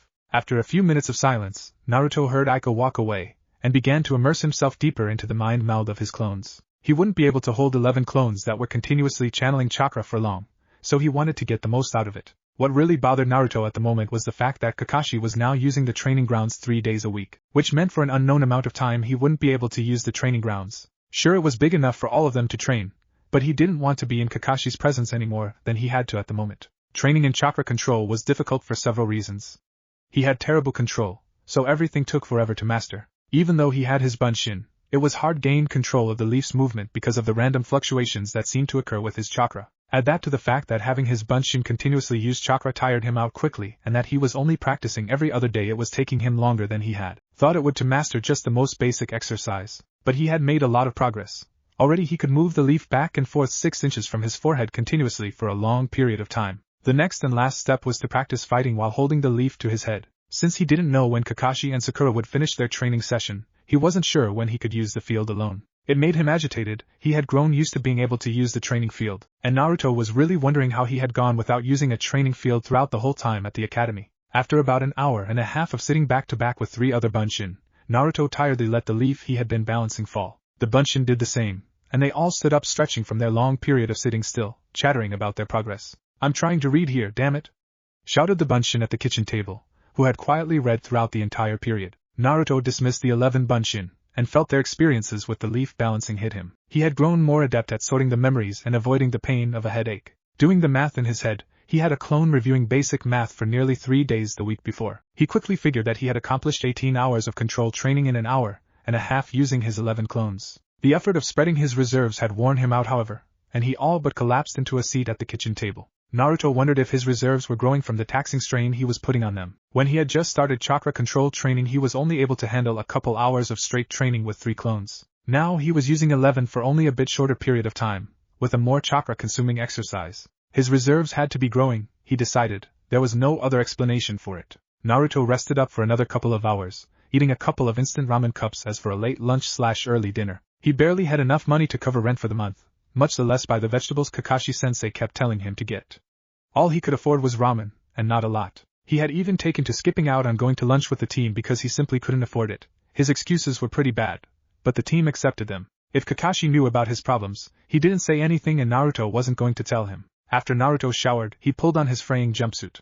He had patched it multiple times from the stress he put on it from training. It was a pretty easy thing to repair, but Naruto could see the wear and tear starting to get deep. It ripped much more easily. Unfortunately, he didn't have the money to even think about replacing it, so he was stuck with hoping it held together. The blonde cautiously approached the training grounds. He spotted no sign of Kakashi, but Sakura was still there, performing seals. Naruto watched his teammate from the tree as she tried to release water from her mouth, but only got a trickles and a hacking cough. Suetun, tep cough tepadama no jutsu. Naruto thought about going over and training near her. It wasn't like he couldn't, but he still didn't feel like talking to any of his teammates, despite the fact that it was Kakashi who had slighted him. Instead, Naruto moved into the wooded area. The book he was reading advised practicing just walked around, and then running with the leaf before actually doing any katas or fighting. This would allow Naruto to get a feel for channeling the chakra to hold the leaf before actually starting to fight while holding it. He summoned 4 other bunshin to help with the task. They couldn't sit back to back and meld their combined minds because they were walking around, but Naruto could put his hand on their shoulders every once in a while to see how they were coping with the task, and use it to better himself. At the same time, they would receive similar information from him. Honestly, Kage Bunshin no Jutsu was the coolest technique that he had ever seen that could be used outside of battle. Naruto didn't summon more bunshin for a few reasons. His chakra stores were still replenishing from before, and he wanted the training to last longer. If he had summoned 10 to 20 bunshin, he would be worn out in an hour or less. With only 4, he could last much longer. As always, there were a lot of problems in the beginning. Walking didn't take a lot of concentration, but turning and watching his feet caused his mind to wander, and sometimes he would lessen or increase the amount of chakra holding the leaf by accident, causing it to drop or fly off. The main problem was the fluctuations of his chakra, which were harder to manage as he walked, because he was distracted. If walking was this hard, Naruto didn't even want to imagine how difficult it would be to perform katas and fighting. He moved around, resting a hand on his clones, getting a feel for how they were handling it. They began to get used to holding the leaf, but it was very slow progress. By the end of 3 hours, Naruto was beat, and none of his clones or he had been able to hold the leaf continuously for more than 2 or 3 minutes. The blonde dismissed his clones and relaxed against the tree trunk for a while, thinking about how he could improve his control over the leaf. This was definitely the hardest thing so far. It felt like trying to hold a box with his hands tied behind his back. Maybe he could balance it on his knees for a while, or try and walk around with it on his back, but eventually the box would fall. Naruto rose from his spot under the tree and headed back to the clearing. Peering out, he could see that Sakura had left. He didn't have enough chakra to make clones to spar with, so he just went through his normal routine of working out without chakra. Afterwards, he went home and stumbled into bed, tired and hungry. Naruto usually went without breakfast in the morning, but he woke up feeling starved, so he relented and ate a cup of ramen, even though that meant he could only eat one later now. It was really getting to him. He was used to being relatively full, but with all the extra training and his reduced wages, he couldn't gorge himself with ramen anymore to fill his belly. Cup ramen was the only thing he could afford on a daily basis at the inflated prices the grocery store charged him. He had once tried to go in under a henge to purchase food, but the manager was a retired chunin, and saw through the disguise easily. He had almost got banned for life, so he never tried it again. Sitting next to Sakura, who was excitedly talking about her new jutsu with Aiko, Naruto tried to come up with a way to get more money. Genin weren't allowed to take missions without a team, and rookies only seemed to take the missions that were set out by their sensei, usually D rank. He couldn't get a job. Not only did he not have the time, no one would hire the QB brat. Naruto thought about going to the Hokage to ask to at least give him a reduced stipend, but he knew the old man would have to clear it with the council, which hated him. The only thing that sounded feasible was to make use of Konoha's forests and rivers, and hunt for his own food. His Bunshin had read the Academy's survival handbook a while back, and it had several useful methods for setting animal traps, and constructing a fishing hook and line out of natural materials. The more he thought about it, the better it sounded. He had cooked fish on an open flame before back in the academy, and it wasn't bad. He knew how to set up a fire. It could really work out. His stomach agreed it was a good idea. 2 cups of ramen a day was really not enough to satiate him. Naruto? The blonde turned to Aiko. Hey, Aiko-chan. The girl smiled. I hope you aren't too mad with Kakashi-sensei. I mean, he's just trying to do what's best for the team, right? Right. Naruto replied tonelessly. Kakashi-sensei knows best. HN. Sasuke smirked. Don't worry, Dobe. I'll make sure not to waste all the time Kakashi spends training me. Let's spar, Aiko. The 2 Uchiha went off to spar, leaving Naruto and Sakura to watch from a distance under their usual tree. The pink-haired girl kept yawning, as if she hadn't gotten enough sleep. Naruto recognized this as a result of chakra exhaustion. It took energy to replenish chakra reserves, which cut the amount of rest a person could get sleeping. Hey Naruto, do you want to spar? Sakura asked. I don't feel like it. Why not? Sakura nudged him. Come on, I know you've been training your taijutsu. I could see how much you've improved. Maybe another time. Naruto suggested, when I'm not starving. Sakura looked like she felt like arguing, but left him alone with his thoughts. The 2 Uchiha sped around, clashing every once in a while, but now Naruto could follow their movements much better. Kakashi soon arrived, a little under his average late time. The Jounin glanced at Naruto. I see you've decided to join us today, Naruto. Try not to run off during the mission. Naruto ignored the barb. The mission consisted of chores for an older couple, nearing the age of the Sandaime. After cleaning the house and outside, they ran a few errands for the couple, who thanked the other 3 genin and Kakashi, while mysteriously avoiding Naruto completely. It was better than glares, the blonde decided, and equally ignored everyone else. Naruto blew off the rest of them for lunch, as usual. Kakashi didn't like to join them much either, possibly because he didn't like their attempts to make him pay. The 3 genin went and got Udon at Sasuke's insistence. I hate how Naruto just seems to avoid us recently, Aiko admitted, and Sakura agreed. Aiko and Ino had taken to hanging out together recently, and Sasuke had learned to clear out of the apartment whenever they had one of their girly nights. So what? The Dobe is angry Kakashi doesn't want to deal with him. Sasuke derisively said, I would be mad too if I was that weak. You're mad anyways. Aiko shot back, I'm serious, Sasuke. He never gets lunch with us, trains alone. Admit it, you don't want him to train with us. You know he'd just slow us down. Sasuke smirked, you're just as selfish as me, Aiko. You want to get stronger, not babysit the idiot. Stop calling him names, Sasuke-kun. Sakura chided, and the boy looked at her in surprise. Usually she never said anything against him. I know Naruto can be annoying, Sakura admitted quickly, but he's our teammate, and I thought he was becoming our friend before we were too tired to do anything but missions and team training. But shouldn't we start hanging out again now that we have free time and aren't so worn out? Yeah. Aiko agreed. We haven't really talked to anyone from the other teams either, except Ino. Not even Hinata. It must suck that she's alone on her team with 2 boys. She has Kurenai-sensei, though. Sakura pointed out. But that's her sensei, not someone she can be real friends with. Aiko replied. Sakura nodded in agreement. Yeah, you're right. Who cares about the other teams? I bet they're nowhere as good as us. Sasuke smirked, thinking about fighting some of their old academy classmates after Kakashi's tiring team training sessions. Wow, why does everything have to about being the best with you? Aiko sighed. Sasuke, they're our friends, especially Naruto. He's not my friend. Sasuke replied, finishing up his bowl of udon with a slurp. Naruto watched his fish cook on the stick over the fire his Bunshin had set up fairly quickly. He was on the outskirts of Konoha in an open area with a stream. He had found it after quickly scouting the area. The blonde was debating whether or not to start training here all the time. The positive side was that no one else would ever be using it. The negative of it was that the spot was much farther from his home, so if he had to walk back after training, it could prove exhausting if he was tired enough. There were also no training logs, but he could use a tree if he had to. Plus the clearing was pretty small. In between him and the clones, Naruto was able to snag a fish from the water. Only one, to his stomach's despair. Catching them by hand proved to be a challenge, one he and his bunshin were not well equipped to handle. Still, it cooked quickly enough, and it was pretty tasty, although Naruto thought it definitely needed salt. He finished it quickly, picking through the bones to get at the meat. Naruto was pretty used to eating things processed, and near expiration, it was strange to eat something that 15 minutes before had been alive. Finishing up, he washed his hands. The fire had already been put out. Naruto left his little sanctuary and made it back to the training grounds. Everyone was there except for Kakashi. "Hi Naruto." Sakura waved him over with a smile, a strange one. Like she was trying to look happier than she actually was. "Hi Sakura-chan." Naruto replied, putting a very similar smile on. All three were sitting, and Naruto joined them, already going over what he would do for training for the rest of the day, planning on heading back to his spot as soon as Kakashi told him again that he would not be training him. "So Naruto," Aiko said, "we were thinking about getting together later at the apartment." "Who's we?" "All our friends from the academy, the ones who passed." "Why?" Naruto was feeling a little sullen. "The ones who didn't pass aren't good enough for you?" "What?" Aiko was shocked. "It's not like that and you know it. Why am I any different? After all, I'm just a dobe, right Sasuke? I have no business being friends with any of you, right? Kakashi doesn't want to train me because I'm too stupid, I shouldn't have passed." "Look dobe," Sasuke was growing annoyed, "Aiko is just being nice. It's at 5, are you coming or not?" "I have to train." "For 4 hours?" Aiko asked in disbelief. "Yes."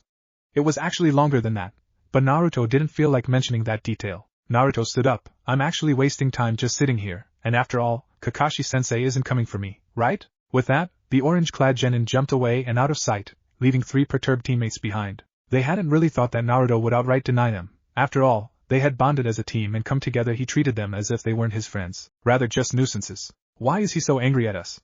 Sakura was hurt by the blonde's remarks. It's Kakashi-sensei that refused to train him. It's not like we went to sensei and said, "Hey, don't train Naruto, he's not worth it." "I told you, he's just mad because we're better than him, so Kakashi is spending time on us," Sasuke said indifferently, as he should. "Naruto isn't like that," Aiko replied vehemently.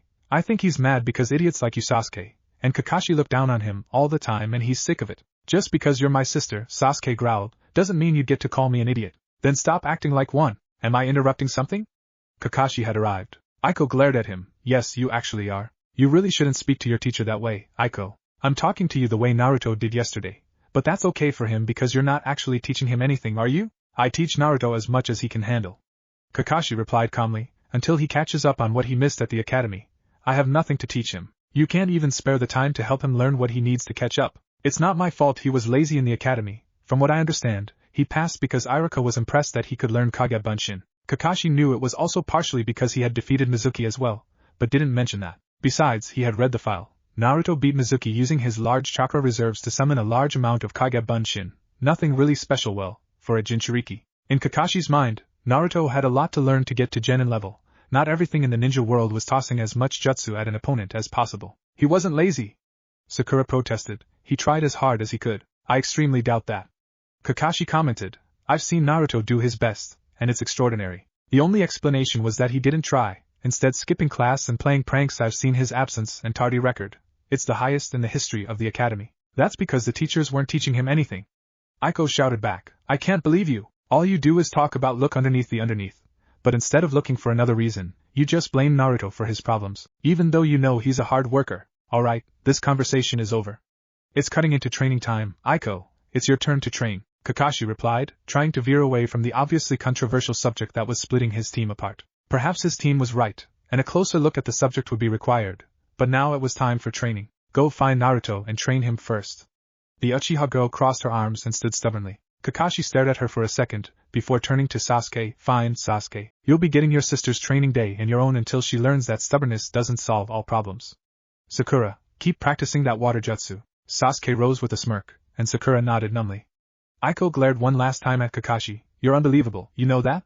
She hissed. "All about the team, huh? More like Kakashi's rules or leave." Kakashi ignored her, and Aiko stomped off, furious with how unfair her sensei was being towards their fourth teammate. As she expected, Naruto wasn't at his apartment from what she could see through his open curtains. The manager at the public training fields darkened when she mentioned his name, and hadn't seen him. He wasn't at Ichiraku, and apparently hadn't been going for a while according to the old man. She even checked the library, and Akane's face also darkened, mentioning that he had been in a few days to return and check out some more books, usually on stuff that was learned in the academy, along with a few others. She was at a loss. Naruto appeared to be nowhere she expected him to be. She had even checked the top of the Hokage monument, to no avail. The Uchiha girl even went to Iruka-sensei, who only had suggestions that she had already tried. Aiko informed her old academy instructor on what Kakashi was currently doing to the blonde, and at least Iruka looked angry about it. He promised to have words with the Jonin. At least one other person, other than Sakura, seemed to see how much this was hurting Naruto, and how wrong Kakashi was. Giving up, she went home. Between Sakura and herself, they had spread the word to Team 8 and 10 about the little get-together they were having, so there was nothing left to do but wait. All our friends from the academy, the ones who passed. The ones who didn't pass aren't good enough for you. I'm just a dobe, right, Sasuke? I have no business being friends with any of you, right? Kakashi doesn't want to train me because I'm too stupid. I shouldn't have passed. It shocked Aiko how much Naruto could hurt. That grin he always wore never wavered as they walked through the streets, under the never-ending wave of glares that surrounded him, followed him. Probably all his life. Could it really just be pranks that made them hate him? Aiko had to wonder. The people of Konoha had always been very kind to her and her brother. After their family died, the Council of Konoha made sure that neither would have to ever be left wanting, until they came of age when they would receive their inheritance. It seemed strange to her that children were considered adults when they became ninja, but still couldn't receive things like monetary inheritance until they were more responsible, or 16 in Konoha. I have to train. Train where? She wondered.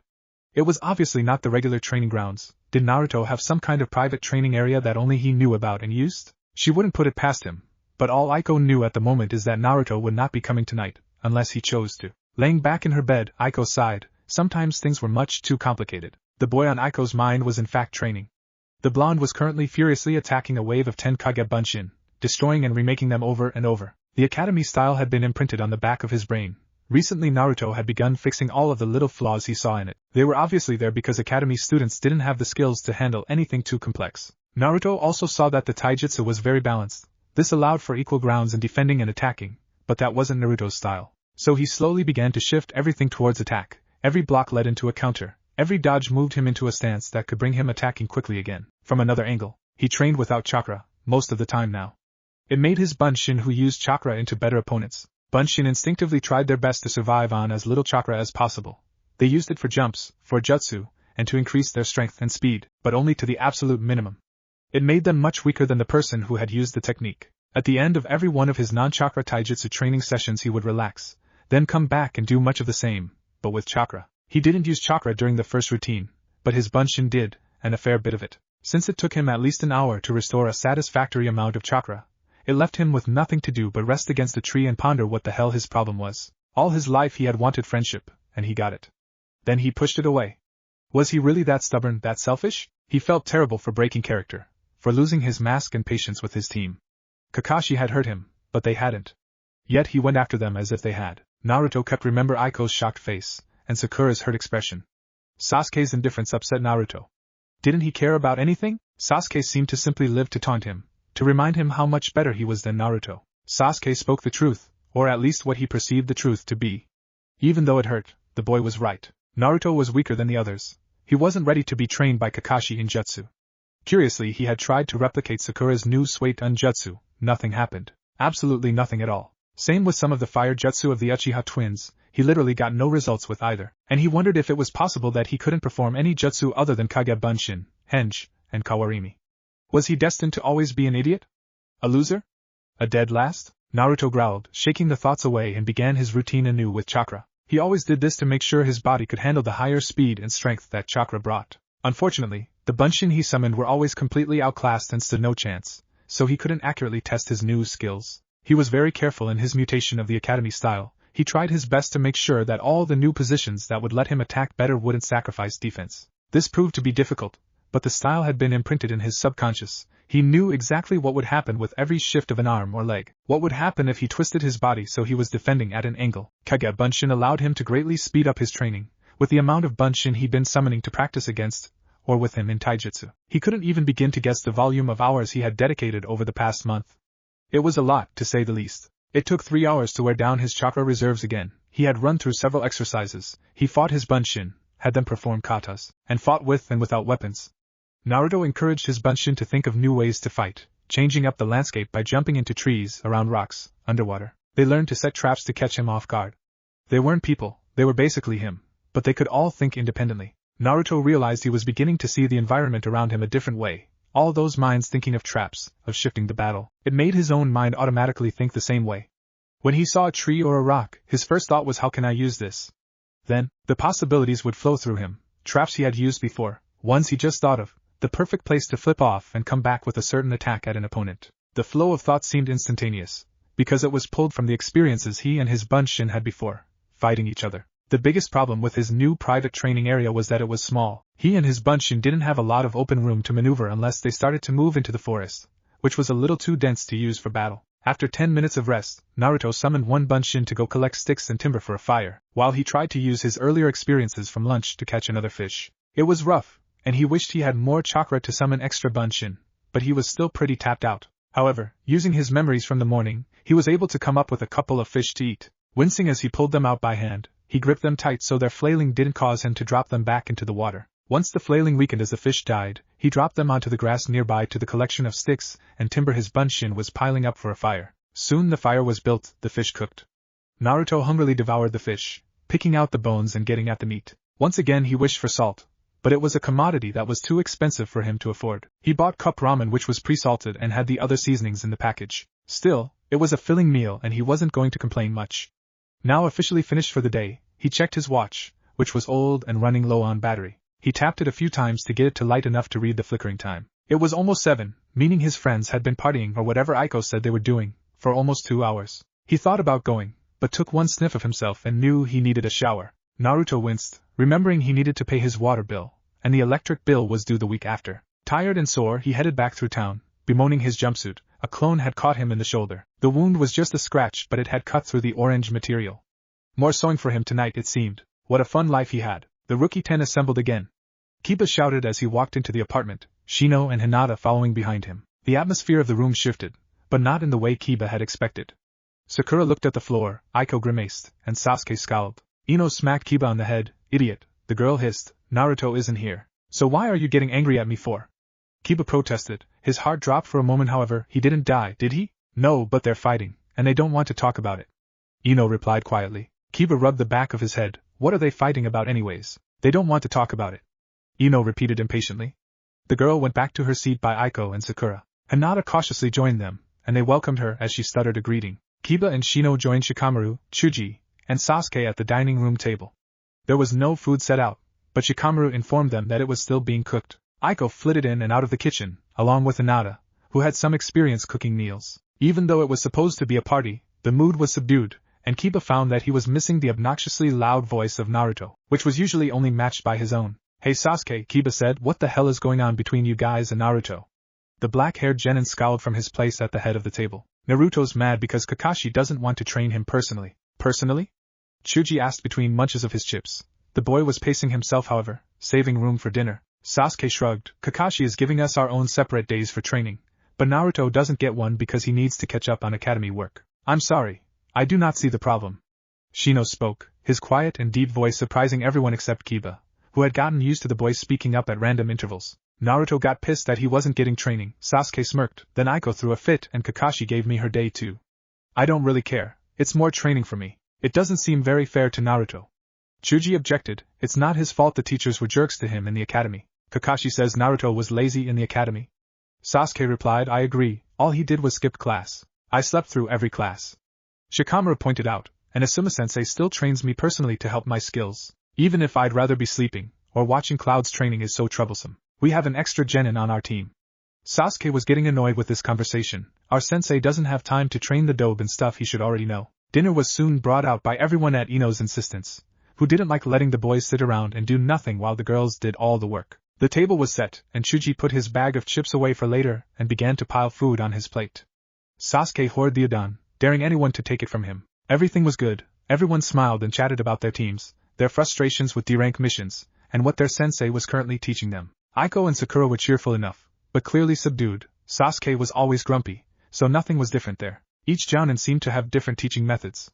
Asuma was much like Kakashi, training team tend to work together, using their skills in tandem. But unlike Kakashi, he was teaching them new techniques to learn as a group, as well as meeting with them all individually to bring their taijutsu work up to par. He set individual training out for them, giving them schedules. Kakashi never did any of that, leaving their individual training up to them. Kurenai focused more on teaching them how to track enemies. She did put a lot of emphasis on working together, but little exercises in doing so. Kurenai rarely taught them jutsu, and if she did they were tracking related. This was mainly due to the fact that all three had clans that taught them very specific jutsu that Kurenai didn't know, the same with Taijutsu. On Shikamaru's request, Sasuke brought out the Shugi board and the lazy genin began to destroy any and all opponents ranging from Kiba to Sasuke to Sakura. Wow, Shika. Aiko commented, you might even be better than Naruto. Naruto can play Shugi? Ino asked in surprise, really? And he's good? Aiko nodded, we barely taught him the game and he beat me and Sakura easily. It's kind of embarrassing. Sakura shook her head, I mean, his IQ is under 80. Shikamaru raised a brow. Sakura wasn't nearly as good as him, but she was definitely the best out of bunch here. Ino dismissed Sakura's comment, that doesn't mean anything, right Shikamaru? Asuma-sensei gave him this game test for his IQ and he got over 200. Wow. Sakura was impressed. What did you get on the academy IQ test, Shikamaru? I slept through it. The boy replied. Iruka said it wasn't worth any points, why bother? Everyone's sweat dropped at the boy's attitude. The rest of the party went smoothly, and all discussion stayed away from Naruto, and the problems Team 7 was having. Kiba was caught trying to spike the drinks with alcohol, and Ino ragged Chuji for eating 7 bags of chips atop of dinner. Shikamaru fell asleep and Sasuke quickly kicked him awake before Aiko could offer up their guest room again. The girls had spent much of their time trying to get Hinata to open up and talk without stuttering, while Chuji asked if she knew if his bugs tasted any good. All in all a good party and a fun time. But everyone felt they were missing someone, even if they didn't say it. What if Naruto trains alone after Wave? And thanks for watching my video till the end. If you enjoyed this content, then do consider subscribing to my channel, and leave a like if you guys need the next part. Comment down and thanks for watching the video and see you guys in the next video.